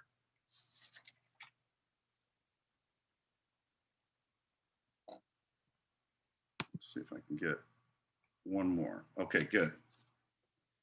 Now, the new realities of today and tomorrow's compound security dilemma governed global security environment will demand nothing less than this universal soldier. That while retaining some of the core essence of the traditional soldier and soldiering that we've come to know and have been and are enduring, they must vitally be able to transcend at the same time those traditions, break those continuation and continuity biases embedded within those notions of what constitutes a soldier and the other than or non-soldier, and to become that, again, that universal warrior in a very polycentric way, capable of producing the sorts of compound applications of what I'll call integrative statecraft that are necessary to overmatch the perils of compound security threats, some of which you see intimated on the slide in front of you, and more importantly, to effectively shape a better relative peace for all as we can come to know it, as Clausewitz said. Foresight number 2. History is illustrative. It can also illuminate, but it does not repeat, however we do. And especially when we do not recognize and heed its lessons for our futures. A back to the future point of view and approach is essential to understanding and creating and fostering this universal soldier. Now, despite the narrow focus on counterterrorism and counterinsurgency over the past 20 years that we've all faced, all of our nationhoods have faced, US-led combined joint special operations forces have offered policymakers across our coalitions certainly what proved the sine qua non of America's and our coalition's fighting edge during the decades of counterterrorism and counterinsurgency, those last 20 years. Pinpoint focused on direct action rating, but not solely on direct action rating. SOF expands the range of military operations, both in quality and capability, and operational and strategic utility of employment, to enable other instruments of statecraft to succeed. That special operations unique contribution is going to be conventional, necessarily conventional in the future universal soldier. Again, remember those scare quotes. Throughout the Cold War, again, a back to the future perspective real briefly, this soft full range of operational capacity offered nations like ours the ability to win without fighting, not to have to resort to armed conflict while always being prepared to do so. The way and means of filling George Kennan's prescription of an active containment-based national and grand strategy. Special operations forces have always done this, not just in the lower ends of a range or continuum or spectrum of peace and warfare, but continuously throughout. But importantly, at those spaces in between, those transition points between cooperation and competition, between competition and the threshold of armed conflict, keeping things below the threshold of classic armed conflict as much as and as long as possible, but always being prepared to be unbeatable and overmatching if and when wars come. In this new fourth age, geography has returned with a vengeance as a governing dynamic of international relations, and positional advantage is once again a determinative factor of this new compound security world order and disorder. I think I have another piece to show you here for that. Now, why is that so? Because geostrategy is an essential element of the disruptors playbooks that we face today. We'll pinpoint China and Russia in that regard, but not solely China and Russia. And more pointedly to China's expansion globally as they seek to couple targeted control and access to key geostrategic locations to outmaneuver and hold at risk all of our nations, the Western liberal international community of democracy specifically, all of our nations' interests regionally and globally, holding them at risk. Adversaries and competitors are now pursuing positional advantage through their strategies of action globally. These notions of old mercantilism, now I'd call it neo-mercantilism of the 21st century. That will be the world disorder going forward. Beggar thy neighbor, increased transactional approaches to applications of force for some suspicious power purposes. And a disruption of the standing international order that is stood in order, relatively speaking, since 1945, in some elements of its progeny or its ancestry going all the way back to the Treaty of Westphalia in 1648. All that being under what I might call a globalizing insurgency against the principles and norms, the rules and decision-making procedures of that Western liberal, small west, small l, international relative order. Competitors and adversaries like China are looking to futures hearkening back to past and to past geostrategic thinkers and strategists like Mackinder, Alfred Thayer Mahan, and others, and contemporizing their strategies of spheres of influence by way of trans-regional and global spanning updates and applications of concepts like heartland, rimland. Tomorrow's victories and losses will play out at what George Kennan called the strong points. Now, those strong points are certainly going to be those same historical geographic places, but they're going to be those nexes where geography and geostrategy comes into collision with human security at those root cause levels, at those underlying current levels, as Noel boss of mine coined the phrase of, in the ideational realm, right? Tomorrow's universal soldier, like today's and the past special operator, must become native to these nexes locations and these nexes, these spaces in between. SOP has always lived in such places and spaces. Foresight 3, and I'm close to concluding here. The portrait of the future universal soldier must be beyond war and be capable of thinking beyond war and foresighting the peace as we can come to know it. Now, United States Special Operations Community now speaks towards what you probably heard and read about, the hyper-enabled operator, or the HEO concept. That individual who's intended to be a soft professional empowered by technologies that accelerate tactical decision-making by increasing situational awareness and reducing cognitive workload. No single technology certainly will independently make operators hyper-enabled. However, instead, leader operators will become hyper-enabled through the integration of technologies. Now, I would say the future universal soldier will need to certainly be future professionals of integrative statecraft and technologists in this regard. The future generations will be digital natives.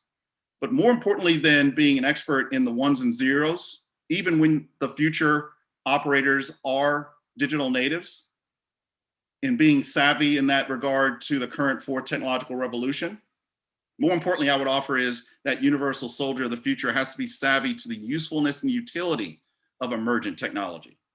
Hyper-enablement will be vital to tomorrow's universal soldier, but even more vital will be ensuring that the future HEO professional will be at least equally highly educated and responsible.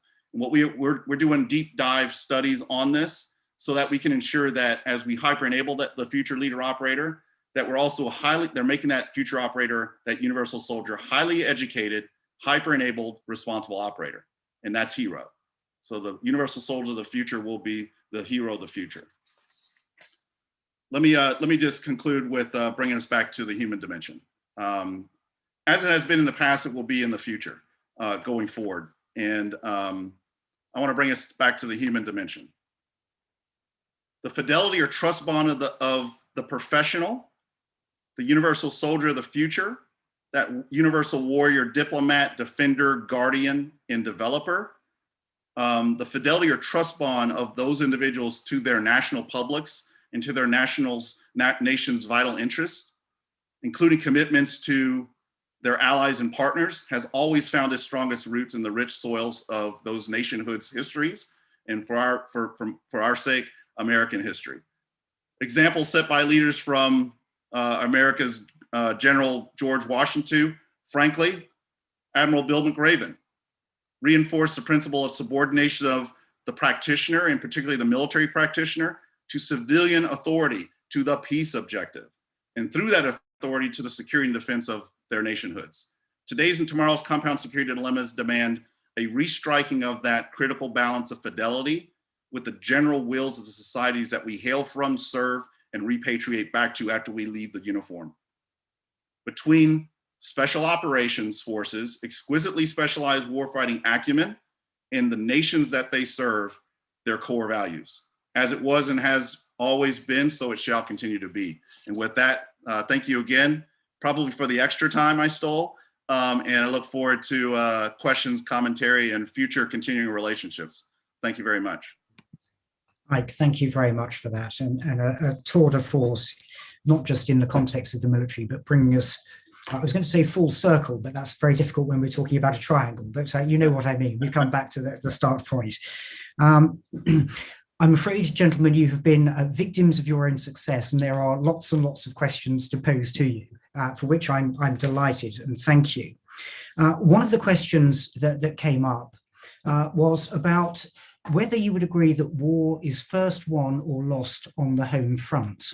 And if so, how can the military be part of this investment battle?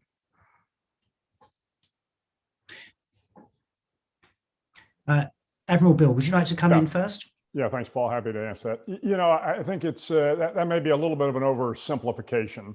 I mean, I can give you a lot of examples where, you know, the American public didn't even know where Grenada was, didn't understand why Panama was important, didn't know where Bosnia and Kosovo were. You know, so I don't know that you always have to have, you know, support from the home front to take military action. Now, you know, the other side of that, of course, is Iraq and Afghanistan, the long nature of that war, you know, as Eugene talked about, you know, the sustainability, the stick-to-itness. You've got to have that for the long wars, or you're just never going to come to a successful conclusion. So I don't know that you can say categorically you always have to have the home front behind you. It depends upon the duration and the nature of the action itself, I think. Thank you. Eugene, you were focusing particularly on the society element, so I'd be interested in your take on that question. Completely agree with Admiral McRaven's observation that obviously short engagements are much, if you will, easier or to pursue without considerable public engagement. The longer they are, right, the more you need the public to be with you, and the more the increase concomitant increase with the need to educate the public about the engagement. And specifically, if I may just follow up on a theme that both of my co-panelists is the idea of history, is the topic of history, which is critical. Educating the public about the history of the country, society, where the United States or any other country will be engaged, to have a better sense of the context in which you will be sending your young men and women. Extremely, extremely important. And again, I come back to the issue of providing opportunities for, in this case, military leaders to interact with civilian leaders. At Harvard, we have been very fortunate under General Bill Rapp's leadership to, on a yearly basis, have for civilian academics like myself to study alongside with and to learn from military leaders, lieutenant colonels, generals who come to study in our executive programs, from whom we learn a lot and who very graciously humble us with telling us that they've learned something from us. So I would again call for, encourage, praise the idea that, you know, providing opportunities for the military and the civilians to mingle, if you will, and to learn from one another can really help us enhance this type of societal coherence and sophisticated understanding of the military policy that. Thank you, and I understand the points that you're both mentioning in the context of the deployment of military forces, where there is a decisive activity to be undertaken. I wondered the broader sense of where we have this idea of persistent competition. We see adversaries who are trying to undermine us domestically.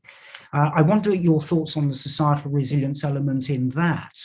And I think, Eugene, it probably plays to your point about polarization, which of course is something that we know adversaries are exploiting in our societies today.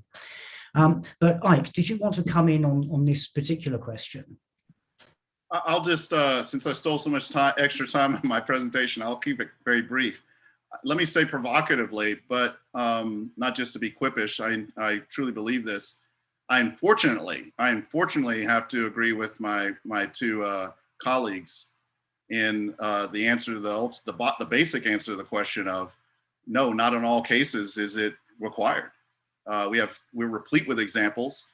And as the world turns, you know, in hindsight being better than 2020, thankfully so, that with simple authorizations to use military force, we can actually achieve great, and I would importantly put the caveat on tactical to grand tactical, low operational successes, battle to battle. I mean, I have Dr. Huser in the first presentation today really ringing in my ears. Really a subtle, not so subtle caution that harkens back to that Clausewitzian grand warning of be careful, just because you can, maybe you should not. And on that piece, I'll go a little bit more normative and conclude with this, why I say I unfortunately have to agree. Normatively, and especially true for the American constitutional republic, and I would say democracies writ large, and the community of democracies, it's important to declare things. And as much as possible, to be able to anticipate and foresight and know your interests, unilaterally and more importantly, multilaterally, as we look forward to these futures of compounded opportunities and threats that have to be dealt with. The power equation from a unilateral sense does not equate under those conditions. So the idea of force even has to be much more ecumenical in now this idea of by, with, and through allies and partners, not a nice to have, an essential thing if you want to achieve quote unquote victory. I think part of that in terms of the domestic realm that shapes policy of all types, particularly international relations and foreign policy, is important for democracies as at any given tactical moment, as restraining as it may feel, in contrast, comparison with our more authoritarian adversaries who seem to be unshackled from these pesky things like laws and rules and norms, and we the people governing and regulating authorities over our uses of and utility of any type of force. We need to go back to our constitutions, small c and large c, and understand that the war power is we the people. We intentionally have a single power that is shared through separate institutions, checks upon checks. And the last time from a US standpoint, we've had over 287, I believe, uses of military force interventions since the last formally declared war. And that was World War II from the US sense. For the last 15 years, we've operated under a authorization to use military force prescribed initially and pointedly for the Iraq War. We're still operating off of that. That really stretches the fabric and really stretches that thing that I talked about at the end of my comments of the fidelity or trust bond between the governed and the governors. I would leave it at that. Thank you, Mike. We've had a number of questions that have picked up on the question, Eugene, as you put it, as pedagogy, but it's about education. There's a question here for you, Eugene, that says, tackling a superficialness with education, how would you approach this equitably when much of the issue is rooted in structural inequality? So for me, there's a question there, and a second question, which probably is more directed at you, Ike, which is, given the required abilities you list for the international or this international soldier, universal soldier, which skill is the most critical that's currently missing and will be the most difficult to develop? So Eugene and Admiral Bull, if you'd like to take the first one about, how do we grow the kind of leader that you're talking about? How do we address structural inequality that may alienate parts of society? And Ike, if you can pick up on that last one about what's missing skill-wise from the universal soldier. Thank you. Admiral McCraven, I'm happy to let you go first. No, by all means, Eugene, over to you. The structural inequality, I'd come back to my key argument about mediation. And the argument is very simple. You have to have a space where safely controversial, heated disagreements, controversial ideas and heated disagreements can be raised, whether they're structural or they're not. And I would say that calls for, and I was delighted that President Biden, for example, in the United States, has called during the campaign for the mediation of our differences. I think the call for unity is very ambitious and aspirational, but I think what we need is a space, whether it's a virtual space hosted by senior political military leaders, or it's in a physical space where conversations can take place in an environment where ideas can really be generated, if you will, a macro brainstorming session where differences can be genuinely debated. That would be my kind of a short answer. And again, I think that getting, again, military leaders interacting with civilian leaders at these events, in these spaces, would be highly beneficial, so that we don't end up in an echo chamber talking to ourselves, but where we can hear genuinely different perspectives. I'll pass it back to Admiral McRaven. Thanks, Eugene. You know, I'll take it from a little bit of a different angle here. I mean, we all know that education is the great equalizer. And so when you have kind of structural problems with education, you've got to begin with the pipeline. When I retired from the military, I became the chancellor of the University of Texas system. That's 14 institutions, 230,000 students, 100,000 employees. And you realize that the inequities in education kind of start, you know, frankly, at, you know, the pre-K level, pre-kindergarten in the US, and then the whole pipeline from K through 12 has got to be structured so that everybody has an equal opportunity to excel. So you realize by the time they get to an institution of higher education, if they weren't reading at 4th grade level, they're going to have a tough time getting into a quality university. So the structural problems that end up manifesting themselves around the situation room table, the operations table, the pick a table and a theater of war, begin literally at the beginning. So one of the things we did within the state of Texas is we're always focused on the pipeline to ensuring that we have maximum opportunities for everybody to come into that pipeline to get the quality education they need, because that will affect our decision makers in the future. I was often asked when I was the chancellor, because everybody kind of knew my military background, I would have these town hall meetings with donors and the public, and invariably somebody would raise the issue of, what do I think the #1 national security issue is? And they always assumed I would answer, you know, North Korea or Iran or Russia or China. And my answer was always the same: K through 12 education. And they'd say, no, I mean, what's the biggest national security issue? K through 12 education. I said, because if we are not educating the young men and women today to think critically, to have the STEM skills, the science and the technical and the math skills to do the job, if we are not teaching them about other cultures, and if we're not teaching them history, then we will not have the leaders we need in national security to be able to make the correct decisions, either in the civilian arena or the military arena. So the inequity is there, but it's not something we can solve, you know, by the time it gets to college, by the time it gets to the military. We as a nation, certainly speaking for the United States, we've got to go back at the beginning, make sure the pipeline and the structure is correct there. It will lead to better outcomes. Thank you. And Ike, the question for you was about the skills of the future universal soldier. And if I could be cheeky and squeeze one more in, what role do you think AI will play in the development of that future universal soldier? And I think that will be all we have time for, I'm afraid. Okay, real briefly. lots of things to put on the table, but the essential thing I would say, and we're really moving forward in with JSOW SOFS University, the Joint Special Operations University, what we call JSOW Next, our change leadership reform agendas, to make the university more anticipatory and perspective, right? Anticipatory and perspective.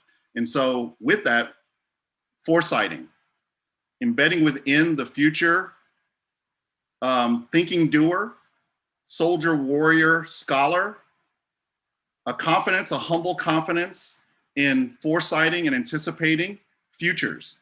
Certainly threats, but equal to those threats, as the Chinese write it in two brushstrokes, right? Danger riding on the dangerous, or opportunity riding on the dangerous winds, the definition of crisis. It's not only looking at troubles, but looking at opportunities to pursue and exploit, to put it in the military vernacular. But that foresighting, that strategic and operational foresighting capability, and it sounds very simple, but again, like Clausewitz said, it's very simple, but very difficult in the doing. It requires anticipation that comes from a deep understanding of theory, relevant theory, applied theory, not just theory for the sake of theory, but of applications, and that gives and builds a strategic mindedness, a reach deep dive in relevant history, or what I'll call historical mindedness, in getting out of the cerebral in the conceptual, in the theoretical and the historical, and actually going out and being an applier. You know, many of our audience are not old enough to probably remember the series, right? But becoming Indiana Joneses, where you are teaching by day in the traditional sense, but you are on your off hours, if you will, you're out there in the field doing quote unquote archaeology. I think nothing short of that is required. It's an and, not an or. And so from relooking our faculty blend, a mix of professors of academic discipline and professors of practice, we are refreshing the Joint Special Operations University professorate, adding to the great body of professors we already have with new talent, new skills, polymaths, and those polycentric leaders. Got to get the faculty development right in order to get what Admiral McRaven put on the table, getting the education. Comprehensive joint combined readiness is essential, and the bedrock of that is this kind of education that builds in that anticipatory foresighting capability and capacity, and I'll pause there. Oh, I'm sorry, Paul, you'd asked AI. Yes, hyper enablement. The one big thing that I think AI will do and must do, or we need to throw it out for the future universal soldier and the nations that they serve, is to eliminate those things that would be the mundane, so that we can free the cognitive mind and the physical body of the human agent, so that they can do that thing I just talked about, anticipation and foresighting on the move, right? My grand concern, and the reason why the university has to keep up with entities like acquisition technology and logistics, as we build through technology development, we hyper enable, we also have to keep pace, if not be vanguard to the change that technology brings with hyper cognitive development and cognitive relief in education. Else the disruptive aspects of technology will not be pointed towards the adversary and the enemy. It'll disable ourselves and our own universal soldiers. So I would leave it at that. Thank you. And gentlemen, if I could just say thank you very much for your fascinating insights into this question, which I thought was a difficult question. You convinced me it was a simple question. It's just the answer that's difficult. So I'm very grateful. The audience, I'm sure, would wish to applaud you now. So on their behalf, thank you all very much. I apologize to those in the audience who asked questions that we didn't have the chance to get around to, but it's indicative, I think, of the quality of this panel that it inspired so many questions. But if the simple things are difficult, I think history proves that there are some solutions. All we have to do is try to work through how we connect society, leaders, and the military. And then, as Ike finished off with, the idea that you have to do that within coalitions or alliances just to add to the complexity is something that we have to deal with. And I think for me, the challenge, and Ike, you alluded to it, Eugene, you spoke about it, as did you, Admiral Bill, is how do we have the people and the organizations that can deliver the kind of complexity? It's not just about the equipment, it's about those organizational and human elements that we need to consider as we go forward. And on that point, Benjamin, if I can pass back to you with thanks again to my panel and the audience for fantastic questions. Thank you. Thanks, Paul. Ready? Thank you, Mr. O'Neill, for handling that last panel. Again, I'd like to address special thanks to our prestigious speakers for sharing their truly enlightening and fascinating thoughts. Let's now hand over to the Professor Roberts for the conclusive part of our event. Over to you, Professor.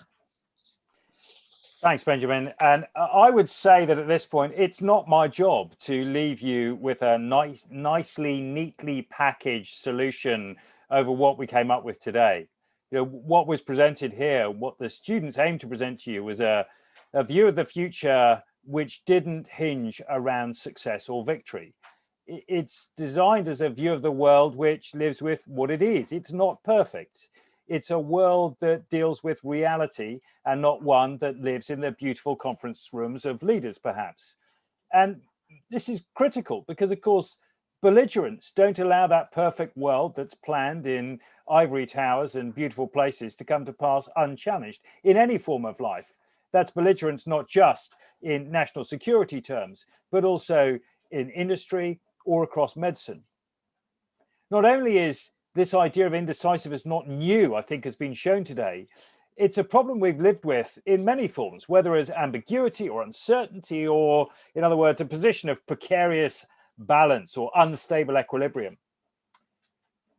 Today, we might call it non-peace or the unwar, but I remember Rob Johnson using these phrases maybe 5 years ago or more.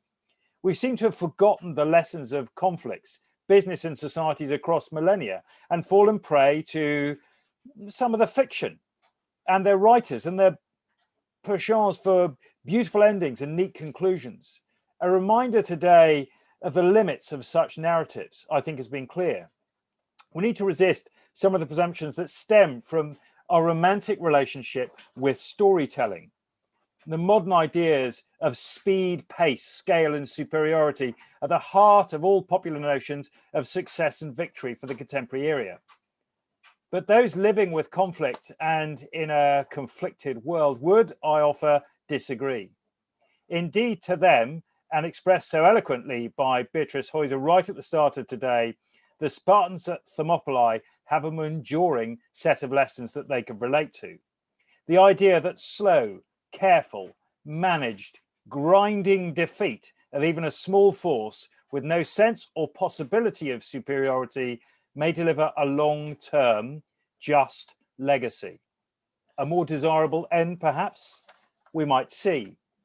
But whilst there's some luxury in that for academics, a beautiful debate about the validity of neophilia and presentism, it is less convincing for those in the military who must face the challenges, whether in Mali, Syria, or Yemen today, or perhaps against Russia, China, Iran, or others, perhaps including climate change in the future. And a hat tip there to Olaf for a spellbinding presentation. We can't simply say to these young people today, hey, don't worry, it's going to be fine. That's just not good enough. The reality does not have happy endings. So what do we draw from it? I think from all our speakers today, I took a common thread, that the central role in people, in the dynamics of conversations, decision-making, strategy and action, and critically in thinking.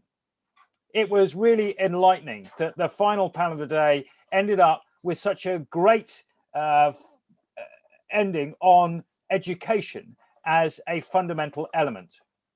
To prepare people for roles in an uncertain, ambiguous, indecisive future, we need to develop in these people certain characteristics. I would argue that they're less about the STEM skills that we hear so much today. They're less about technical compatibility, architectural knowledge, their ability to format. Rather, this is about the need for people who can comprehend chaos, to thrive in cataclysmic and radical changing environments, to be optimized for unthinkable circumstances, to be unshatterable, or as Nassim Taleb calls them, anti-fragile. I leave you with that thought, but I want to say that RUSI is extremely pleased and continues to be extremely pleased about our linkage of École de Guerre, an academy that breaks with the orthodoxy of many PME institutions around the world. They encourage students to work outside their comfort zone, to tickle their intellectual curiosity and to take them further. So thank you, well done, and congratulations to the networking group at École de Guerre and their mentors in the English language department. Kudos to General Vigilant for the continued leadership and the freedom he gives to his charges. And I, for one, will leave it there with a most fulfilling day behind me. Benjamin, over to you. Well, thank you very much, Professor Roberts, for your intervention that thoughtfully concluded this conference. I would like to remind our audience that the entire event can be viewed again later on our YouTube channel. And I want to thank all of our 900 viewers that came through today for your attention and illuminating questions, which for most of them we didn't have time to ask, but we'll make sure to get you the answers anyway. In addition, on behalf of my comrades from the networking program, I'd like to address special thanks to the RUSI and to the English language department of the École de Guerre for their long-term support on this project. Thanks again to all of you, and I wish you all a good evening, afternoon, or morning, wherever you are. Bye-bye.